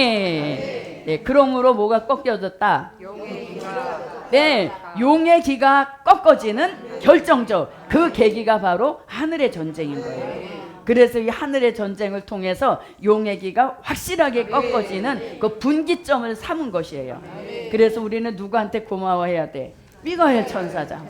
그래서 미가엘 천사장의 승, 그것은 곧 우리의 승리요, 복음의 승리요, 백마의 승리요, 진리의 승리다. 그래서 이제 하늘의 전쟁으로 인하여서 뭐가? 용의 기가 확실하게 결정적으로 꺾어지는 겁니다. 자, 그럼 이제 용이 땅으로 내어 쫓겼죠. 땅으로 내어 쫓겼죠. 믿습니까? 네, 말씀에서 이제 내어 쫓긴 거예요. 그러면 땅으로 쫓겨 내려오면서 어떤 일이 일어나는가 하면 보세요. 우리를 밤낮 참소했다 그랬죠. 그런데 그 참소가 끝. 이제 참소의 시대가 끝나는 그런 날도 오는 것이에요. 자, 왜 참소가 끝이 나느냐? 어디를 못 올라가니까. 예, 다시 하늘에 올라가 공중에 올라가서 보좌 세계에 가야 이 참소가 성립이 되는데 다시 못 올라가니까 절대 이제 참소는 못하는 겁니다. 그래서 땅으로 내어 쫓김으로 성도들에게는 참소가 끝이 나서 더 이상 고자질 할 자가 없게 되신다는 거죠. 그래서 이게 이제 끝나는 겁니다. 자, 그 다음에 또 한편으로는 어떤 일이 일어나는가 하면, 자, 요한계시록 12장 12절을 읽어봅니다. 요한계시록 12장 12절. 그러므로 하늘과 그 가운데 거하는 자들은 즐거워하라. 그러나 땅과 바다는 화 있을진저 이는 마귀가 자기의 때가 얼마 못된 줄을 알므로 크게 분내어 너희에게 내려갔음이라 하더라. 네. 아멘. 자, 이제 용이 땅으로 쫓겨 내려왔죠. 그런데 용이 실실 웃으면서 내려온 게 아니야. 뭐요? 용도 머리가 있잖아요. 그런데 자, 패했으면 어떻게 자, 패했으니까 이제 분이 난 거죠. 분이 나서 내려오는 거예요. 분이 나서 내려왔다 그랬죠. 분이 뭡니까? 화가 나는 거예요. 그래서 우리가 화 잘 내는 사람 있죠. 그 누구 충동에 받는 거예요? 그래서 이 화는 이제 12장에 가면 분이 났다는 그 말이 조금 나와요. 그래서 분이 나가지고 분풀이할 대상을 찾는 거예요. 어디서 뺨 맞고?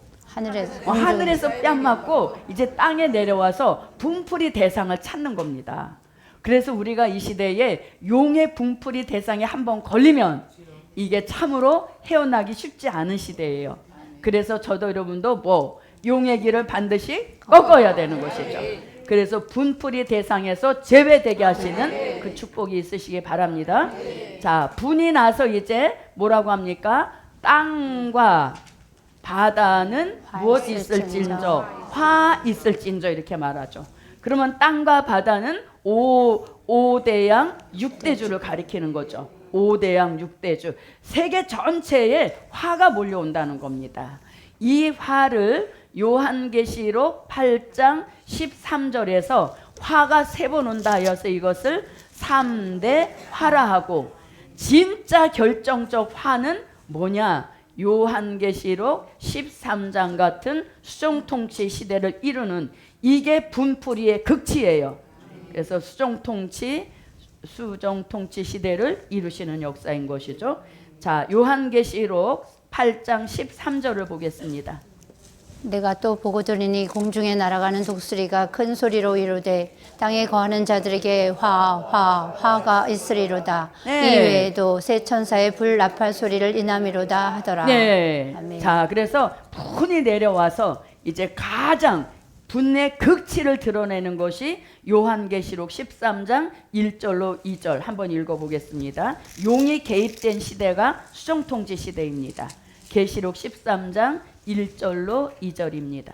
내가 보니 바다에서 한 짐승이 나오는데 뿔이 열이요 머리가 7이라. 그 뿔에는 10면류관이 있고 그 머리들에는 참남된 이름들이 있더라. 내가 본 짐승은 표범과 비슷하고 그 발은 곰의 발 같고 그 입은 사자의 입 같은데 용이 자기의 능력과 보좌와 큰 권세를 그에게 주었더라. 네. 아멘. 자, 용이 가장 실세이죠. 보이진 않지만 그래서 용이 개입된 시대가 바로 계시록 13장 같은 수종 통치 시대예요. 그런데 이런 분풀이를 하기 전에 우리는 어디로 간다? 공중으로 올라가죠. 그래서 우리를 위하여 하늘의 전쟁을 예비하시고 미가엘 천사장으로 용의 길을 꺾게 하셔서 다시 하늘에서 저희의 있을 곳을 얻지 못하게 하시는 이 역사를 통해서 용의 길을 꺾는 결정적인 계기가 되는 것입니다. 자, 그래서 이제 첫째는 무엇으로 용의 길을 꺾으신다? 첫째, 네, 우편 사단을 쫓아주시고 용의 길을 꺾으신다. 둘째, 마귀를 쫓아주시고 용의 길을 꺾어주신다. 세 번째, 미가엘 천사장으로 용의 길을 꺾으신다. 아멘. 자, 그 다음에 이제 네 번째로 갑니다.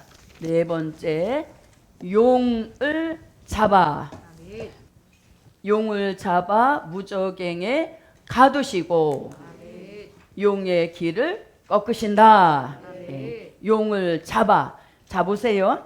스가랴 3장에서도 우편 사단 쫓아주셨죠. 마태복음 4장에서도 시험하던 마귀를 쫓아주셨죠. 그 다음에 계시록 12장에서도 하늘의 전쟁을 통해서 용을 쫓아주셨죠. 지금까지는 계속 뭐요? 쫓아주신 요 정도였어요. 그런데 계시록 20장이 딱 되면 이제 쫓는 단계는 벗어나서 뭐 하는 단계? 잡는 거예요. 자, 쫓는 게 기가 더 꺾여요. 잡는 게 기가 더 꺾여요. 잡는 게 훨씬 더 기가 꺾이는 역사이죠. 자, 계시록 20장 1절부터 3절입니다. 또 내가 보매 천사가 무저갱 열쇠와 큰 쇠사슬을 그 손에 가지고 하늘로서 내려와서 용을 잡으니 곧 옛 뱀이요 마귀요 사단이라. 잡아 1000년 동안 결박하여 무저갱에 던져 잠그고 그 위에 임봉하여 1000년이 차도록 다시는 만국을 미혹하지 못하게 하였다가 그 후에는 반드시 잠깐 놓이리라. 네. 아멘. 자, 그래서 오늘 마귀를 쫓아주시고 그 쫓아주셨던 마귀를 잡는 그런 날이 바로 오늘인 거예요. 그래서 오늘은 무슨 날? 마귀를 잡는 네. 세상에서는 소 잡는 날도 막 선전해요. 그런데 이 용을 잡는다는 어마어마한 말씀, 이걸 자꾸 퍼뜨려야 됩니다. 그래야 듣는 누가 기분 나빠? 용이 기분 나쁘죠. 자꾸 너 잡는다 그런데 기분 좋아할 사람이 어디 있어요? 경찰이 맨날 뒤따라오면서 너 잡을 거야 이러면은 아무 잘못 없는데도 자꾸 그러니까 뭐 내가 뭐 잘못한 거 있나 이렇게 되잖아요. 그래서 이걸 자꾸 이 복음을 퍼뜨려야 돼. 누구 잡는다고? 용 잡는다고. 그래야 듣는 용이 기분 나빠서 그런 말하는 종 옆에 얼씬도 안 해. 왜? 또 잡는다 그러니까. 그래서 오늘은 뭐 잡는 날? 오늘 잡는다. 어디 있는 용부터 잡을까요? 어디 있는 용? 그래서 자, 먼저는 내 심령에서, 예, 그건 심령이 요상해. 이 심령은 진짜 보이지도 않는데 아침에 기분 좋았다가 바로 또 점심때 기분 나빠지고 얼마나 간사가 이게 들어있는지, 예, 진짜 간사한 게 우리 마음이에요. 그래서 우리 마음에서 역사하던 요 용부터 잡고, 가정의 역사하는 용을 잡고, 교회에서 불화를 일으키는 용을 잡고 잡아서 어디다? 무저갱에다 던지는 이런 역사가 오늘 일어나라. 그래서 용을 딱 잡아놓고 새해로 들어가야 그 새해가 용의 피해 없이 출발하는 역사인 것입니다. 자, 그럼 요 용도 잡는 단계가 있어요. 자, 20절. 또 내가 봄에 천사가 무저갱 열쇠와 큰 쇠사슬을 그 손에 가지고 하늘로서 내려와서 누구 잡으려고 내려왔다? 공을 잡고 그렇지. 다 같이 용 잡으러 내려왔다. 용 잡으러 내려왔다. 용 잡으러 내려온 거예요. 목적은 단 하나야. 얘를 잡으러 내려왔어. 그런데 빈손으로 오지 않고 두 가지 도구를 들고 오죠. 천사가. 네, 무저갱의 열쇠를 갖고 오는 겁니다. 자, 그 다음에 또 큰 쇠사슬을 가지고 오는 겁니다. 자, 그러면 이 무저갱의 열쇠가 본문 처음에서 등장하는 게 아니에요. 이 무저갱의 열쇠는 이미 요한계시록 9장 1절로 2절을 한번 읽어보겠습니다. 계시록 9장 1절로 2절입니다.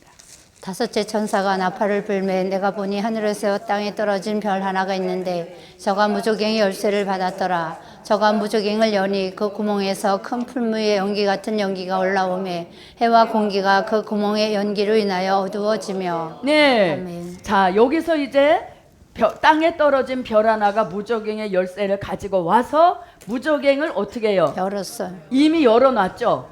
누구 잡을 걸 벌써 내다봤어. 20장에서 용 잡아 무저갱에 던질 것을 이미 내다보고 여기서부터 이제 열어놓은 겁니다. 무저갱을 열어놓은 겁니다. 자, 열어놓음으로 인하여서 뭐가 옵니까? 연기가 올라왔죠. 이 연기는 해와 공기를 어둡게 한다는 게 뭐예요? 흑암을 가리키는 거죠. 그래서 지금 계속 무저갱으로부터 연기가 뿡뿡 올라오는 거죠. 그래서 우리가 살고 있는 이 시대는 가면 갈수록 악한 시대가 되는 겁니다. 예, 아주 악이 받친 그런 시대가 되죠. 왜? 흑암, 악이 계속적으로 올라오기 때문인 것이죠. 자, 이렇게 이제 무저갱을 여기서 열어놔서 20장에 가서 잡아서 얘를 여기다 이제 열려 있는 여기다 집어넣는 겁니다. 자, 그 다음에 이제 얘를 갖고 와서 뭐해? 결박을 한다 하잖아요. 결박이 뭔지 알죠? 예, 꽁꽁 묶는 거예요. 꽁꽁. 자, 그럼 이제 어디서부터 시작되는가 보세요. 자, 또 내가 1절 또 내가 봄에 천사가 무저갱 열쇠와 큰 쇠사슬을 그 손에 가지고 하늘로서 내려와서 용을 잡으니. 다자같이 용을 손. 자, 용을 잡으니. 놓으면 안 돼요. 잡고 있어야 돼. 자, 용을 잡으니 용을 잡고 딱 보니까 누구래? 옛 뱀이요 마귀요 사단이라 그랬죠. 그러니까 이 옛뱀 마귀 사단은 이미 12장에서 밝힌 거예요. 그런데 딱 잡고 요 용이 얼마나 간교해. 그래서 요 말을 넣지 않으면 나를 언제 잡았냐 이렇게 쫙 잡아 뗄까봐 딱 거기다 또 확인을 하지. 뭐라고? 딱 잡아서 이는 옛뱀이요 마귀요 사단이라. 그래서 너는 여기서 이제 잡힌 거야. 그러니까 딴소리 못하죠. 아니 아무리 간교해도 이제 빠져나갈 수가 없어. 여기서 딱 확인을 했기 때문에. 자, 이제 딱 잡았어요. 자, 잡았어. 그 다음에 뭘 갖고 왔으니까? 쇠사슬. 큰 쇠사슬을 갖고 왔죠. 그 큰 쇠사슬로다가 뭘 해? 결박을 꽁꽁 치는 거예요. 자, 얼마나 꽁꽁 결박을 해야 요게 또 빠져나가지 못하는 거예요. 그래서 꽁꽁 이제 결박을 쳐서 열려있던 무저갱에다 어떻게 이제 던지는 거야. 사정없이 던져고. 자, 여러분 이게 아무것도 아닌 것 같죠? 그런데 함께 이렇게 해보십시오. 힘이 나요. 예, 왜? 말씀대로 하니까. 말씀대로 하니까 힘이 그만큼 뭐요? 나한테 있던 용액이가 꺾어졌기 때문에 나는 힘이 났다는 얘기인 것이죠. 그래서 뭐요? 이제 던졌어요. 어디서 열어놨으니까? 계시록 9장에서 이미 열어놨기 때문에 이제 거기다 던지는 거예요. 자, 그 다음에 이제 뭐 한다? 잠근다 그러죠. 아까 뭘 갖고 왔으니까? 열쇠를 가지고 내려왔으니까 뚜껑을 이제 덮고 이제 잠그는 거예요. 잠그는 거로도 안심이 안 돼. 왜? 또 새어나갈 가능성이 있어. 그래서 거기다가 뭘 한다? 임봉을 치는 거예요. 임봉이 제일 쉽게 이해가는 게 뭐냐면 옛날 저희가 어렸을 때는 집에서 다 떡을 해서 특히 시루떡 같은 거. 시루떡을 하면은 솥 위에다가 시루를 얹어 놓죠. 그리고 그 떡가루를 조금 개어서 그 김 새지 말라고 그 바늘 같은 구멍이라도 다 때우는 거예요. 그러면 김이 하나도 안 새 나가서 그대로 떡으로 올라가니까 떡이 잘 쪄지잖아요. 그거야. 그래서 뭐 바늘 구멍 같은 거 하나라도 있으면 얘가 또 나올 거니까 얼마나 간교해 이것이. 얼마나 간교해요. 안 가는 데가 없어. 그래서 거기다가 뭐래? 인봉을 치는 겁니다. 인봉을 뺑뺑 돌아가서 치면 이제 꼼짝없이 얼마를? 1000년을 살게 되는 거예요. 대단한 역사 아닙니까? 안 가는 곳이 돌아다니던 이 사단. 주의 종은 여기다 막 욕이 아니라 막 그런 표현을 하셨는데 저는 좀 하기가 그렇고, 그래서 이 용을 던지고 이제 잠그서 인봉까지 치는 거예요. 그리고 이제 우리가 할 말이 있는 거예요. 뭐라고? 용! 내가 예수의 이름으로 너에게 1000년형을 선고하노라. 그래서 오늘은 용한테 1000년형을 선고하는 날. 어디에 의지해서? 계시록 20장 1절로 3절. 자, 용이 생각만 해도 답답하지 않습니까? 어디까지도 다녔어요.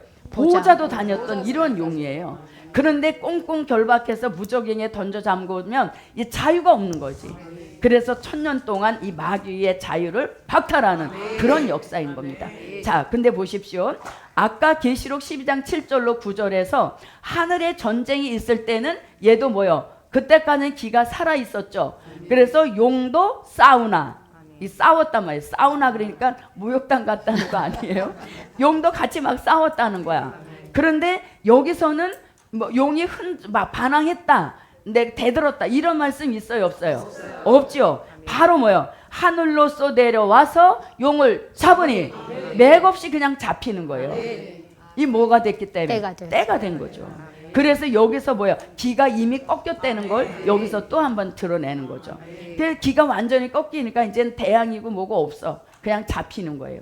그러면 왜 용은 이 무적행에 대한 그런 어떤 선입견을, 무서움을 가지고 있는가 하면 누가복음 8장 30절로 31절에 보면 용은, 마귀는 이미 누가복음 8장에서 요한계시록 20장을 내다봤다는 겁니다.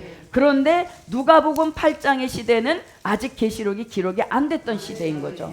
그럼에도 이렇게 나름대로 신령한 역사를 가지고 있다는 거지. 이건 신령은 아닙니다만은. 자, 누가복음 한번 읽어봅니다.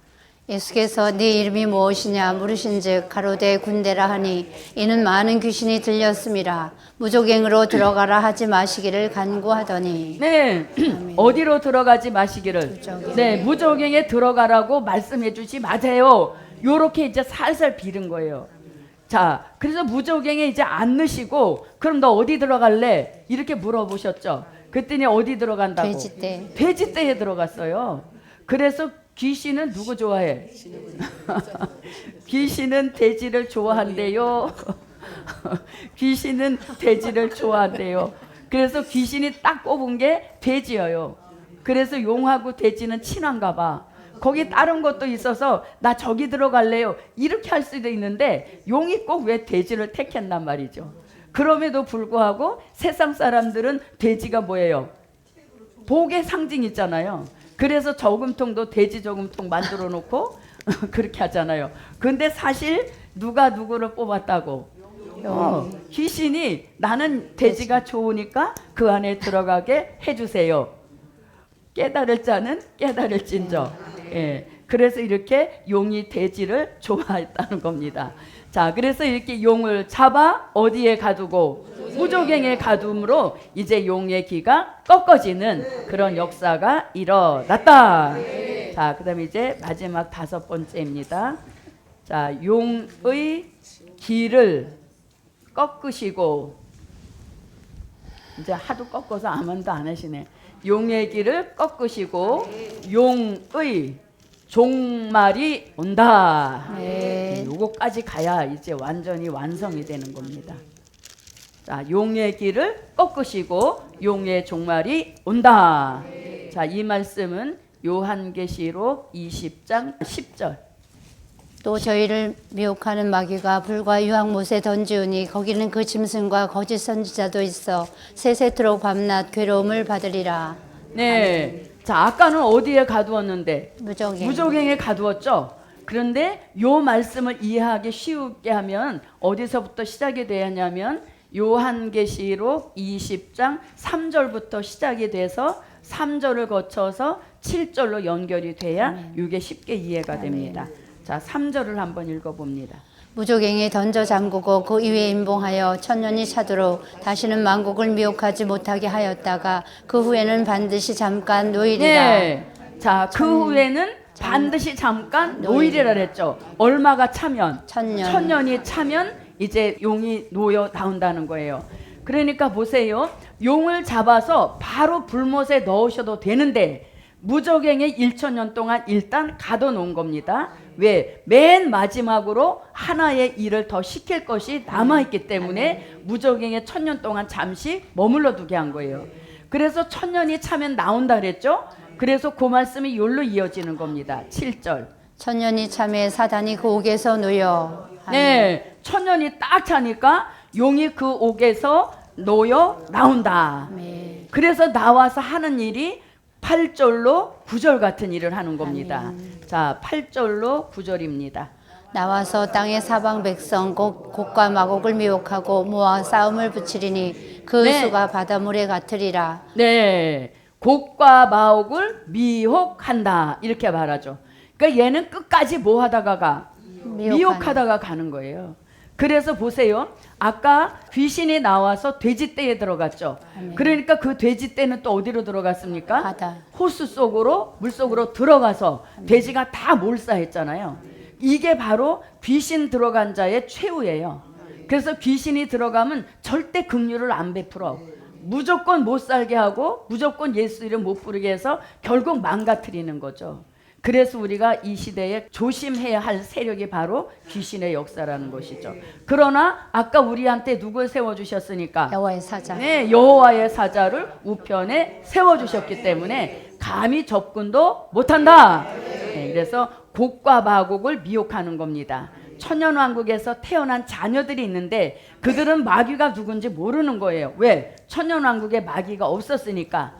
그래서 무궁천국으로 가기 전에 이들을 한번 하나님이 무적행에 갇혀있던 용을 놓아주는 거죠. 그래서 요 일을 시키려고 바로 불못에 넣지 않은 것입니다. 그래서 미혹받은 곡과 마곡과 함께 어디로 들어간다? 불못에. 불못. 이 불못은 복음서에서 지옥 이렇게 표현하는 거예요. 그래서 여기 들어가서 뭐예요? 세세토록 고난을 받는 이게 용의 종말인 거예요. 그러니까 용도 꽤 파란만장하게 살았죠. 꽤 파란만장한 이렇게 생을 살다가 결국 마감을 어디 가서 합니까? 불못, 지옥에 들어가서 영원히 고난을 받는 그 일을 이루게 되는 겁니다. 자, 10절을 다시 보겠습니다. 또 저희를 미혹하는 마귀가 불과 유황못에 던지우니 거기는 그 짐승과 거짓 선지자도 있어 세세토록 밤낮 괴로움을 받으리라. 네, 아멘. 뭐라고? 세세토록 밤낮 뭘 받는다? 괴로움. 이게 하나님의 공의의 시행. 왜? 얘가 밤낮으로 누구를 괴롭혔어요? 마귀가 밤낮 누구를 괴롭혔어요? 에이, 여태까지 제가 뭘 했습니까? 자, 계시록 12장 10절에서 밤낮 형제들을 참소했잖아요. 그래서 우리를 괴롭혔잖아요. 그래서 이번에는 이게 반대가 되는 거예요. 그래서 불못에 집어넣으셔서 세세토록 밤낮 괴로움을 받게 하리라. 이게 이제 공의의 시행인 거예요. 왜? 밤낮 우리를 참소로 괴롭혔는데 이제는 본인이 괴롭힘을 받는 이런 지경에 이르게 된다는 거예요. 그래서 사단도 결국은 뭐가 와? 종말. 그러나 우리는 영원하다. 네. 새하늘과 새 땅에 들어가서 생명과를 먹고 생명수를 마시며 아버지의 얼굴을 보고 영원히 살게 하시는 영생이 보장되지만 요런 마귀들에게는 뭐요? 종말. 여기 들어가서 세세토록 밤낮 괴로움을 받게 하시니 이것이 바로 용의 종말이다. 그러면 용의 종말을 예언한 선지서가 있어요. 자, 시편 74편 13절로 14절, 그리고 이사야 27장 1절에서 이미 용의 종말을 예언했습니다. 아멘. 시편부터 읽어보겠습니다. 주께서 주의 능력으로 바다를 나누시고 물 가운데 용들의 머리를 깨뜨리셨으며 악어의 머리를 파쇄하시고 그것을 사막에 거하는 자에게 식물로 주셨으며. 네, 아멘. 용의 머리를 어떻게 파쇄하시고. 깨트신다. 예, 이 용의 머리를 깨트리시고 그 다음에 악어의 머리를 파쇄가 뭡니까? 아주 갈아버린다는 거예요. 어디다가? 믹서기에다. 그래서 완전히 가루로 만들어서 들에 거하는 자들에게 식물로 뿌려주시는, 이게 용의 종말이란 얘기인 거예요. 자, 그 다음에 이사야 27장 1절입니다. 그 날에 여호와께서 그 견고하고 크고 강한 칼로 날랜 뱀 리워야단 곧 꼬불꼬불한 뱀 리워야단을 벌하시며 바다에 있는 용을 죽이시리라. 네. 아멘. 자, 여호와께서 그 강하고 견고한 칼, 꼬불꼬불한 뱀 리워야단을 죽이시는데, 그 리워야단은 곧 바다에 있는 뭐를? 용을 어떻게 한다? 죽이신다. 뭘로? 여호와의 강한 칼로 이 용을 죽이신다는 거예요. 이 바다의 용이라고 하니까 어떤 사람들은 또 진짜 바다에서 용이 막 이렇게 승천한다 이렇게 하는데, 여기서 바다는 그런 바다가 아니에요. 여기는 혼란한 세상을 가리키는 겁니다. 그리고 용은 존재하지 않아요. 가상인 거예요. 그래서 용은 뭡니까? 옛뱀 마귀의 실체예요. 그래서 이걸 알지 못하는 사람은 용을 막 대단하게 길조로 여기는데, 천만의 말씀, 용은 뭐예요? 옛뱀 마귀 사단인 겁니다. 그래서 바다에 있는 용을 죽이시리라. 용의 머리를 깨뜨리시고 악어의 머리를 파쇄하셔서 가루로 만드셔서 들에 거하는 자들에게 음식, 식물로 나눠줌으로 용의 종말이 오게 하신다. 그러므로 용의 기는 완전히 꺾여지고 우리의 기는 살아나서 새해로 들어갑시다. 첫째, 우편사단 쫓아주시고 용의 길을 꺾어주신다. 둘째, 마귀를 쫓아주시고 용의 길을 꺾으신다. 셋째, 미가엘 천사장으로 용의 길을 꺾으신다. 넷째, 가두시고 용의 길을 꺾으신다. 그 다음에 오게 하신다. 그 용의 종말은 어디? 자, 불못의 지옥에 들어가지만 우리는 새 하늘과 새 땅, 새 예루살렘에 들어가서 영생하게 하시는 이 역사와 축복. 예, 오늘 이제 새해 출발이 좋습니다. 그래서 새해에는 용과 사별이 뭔지 알죠? 용을 죽였으니까 이제 다시 만날 일이 없게 하시는 그런 역사로 새해로 들어갑시다. 기도드립니다. 고맙고 감사하신 아버지 하나님, 오늘 한 해에 끝맺음 종강하게 하신 거 감사드립니다. 오늘 주신 말씀대로, 아멘 하신 대로 이루어지게 하셔서 새해에는 마귀 역사 상관없이 새해로 들어가서 복음이 필요로 하는 사람, 복음이 있기 때문에 나는 존재한다, 삶의 가치관을 높일 수 있는 새해의 삶을 축복하여 주시옵소서. 예수 그리스도의 이름으로 기도하옵나이다. 아멘.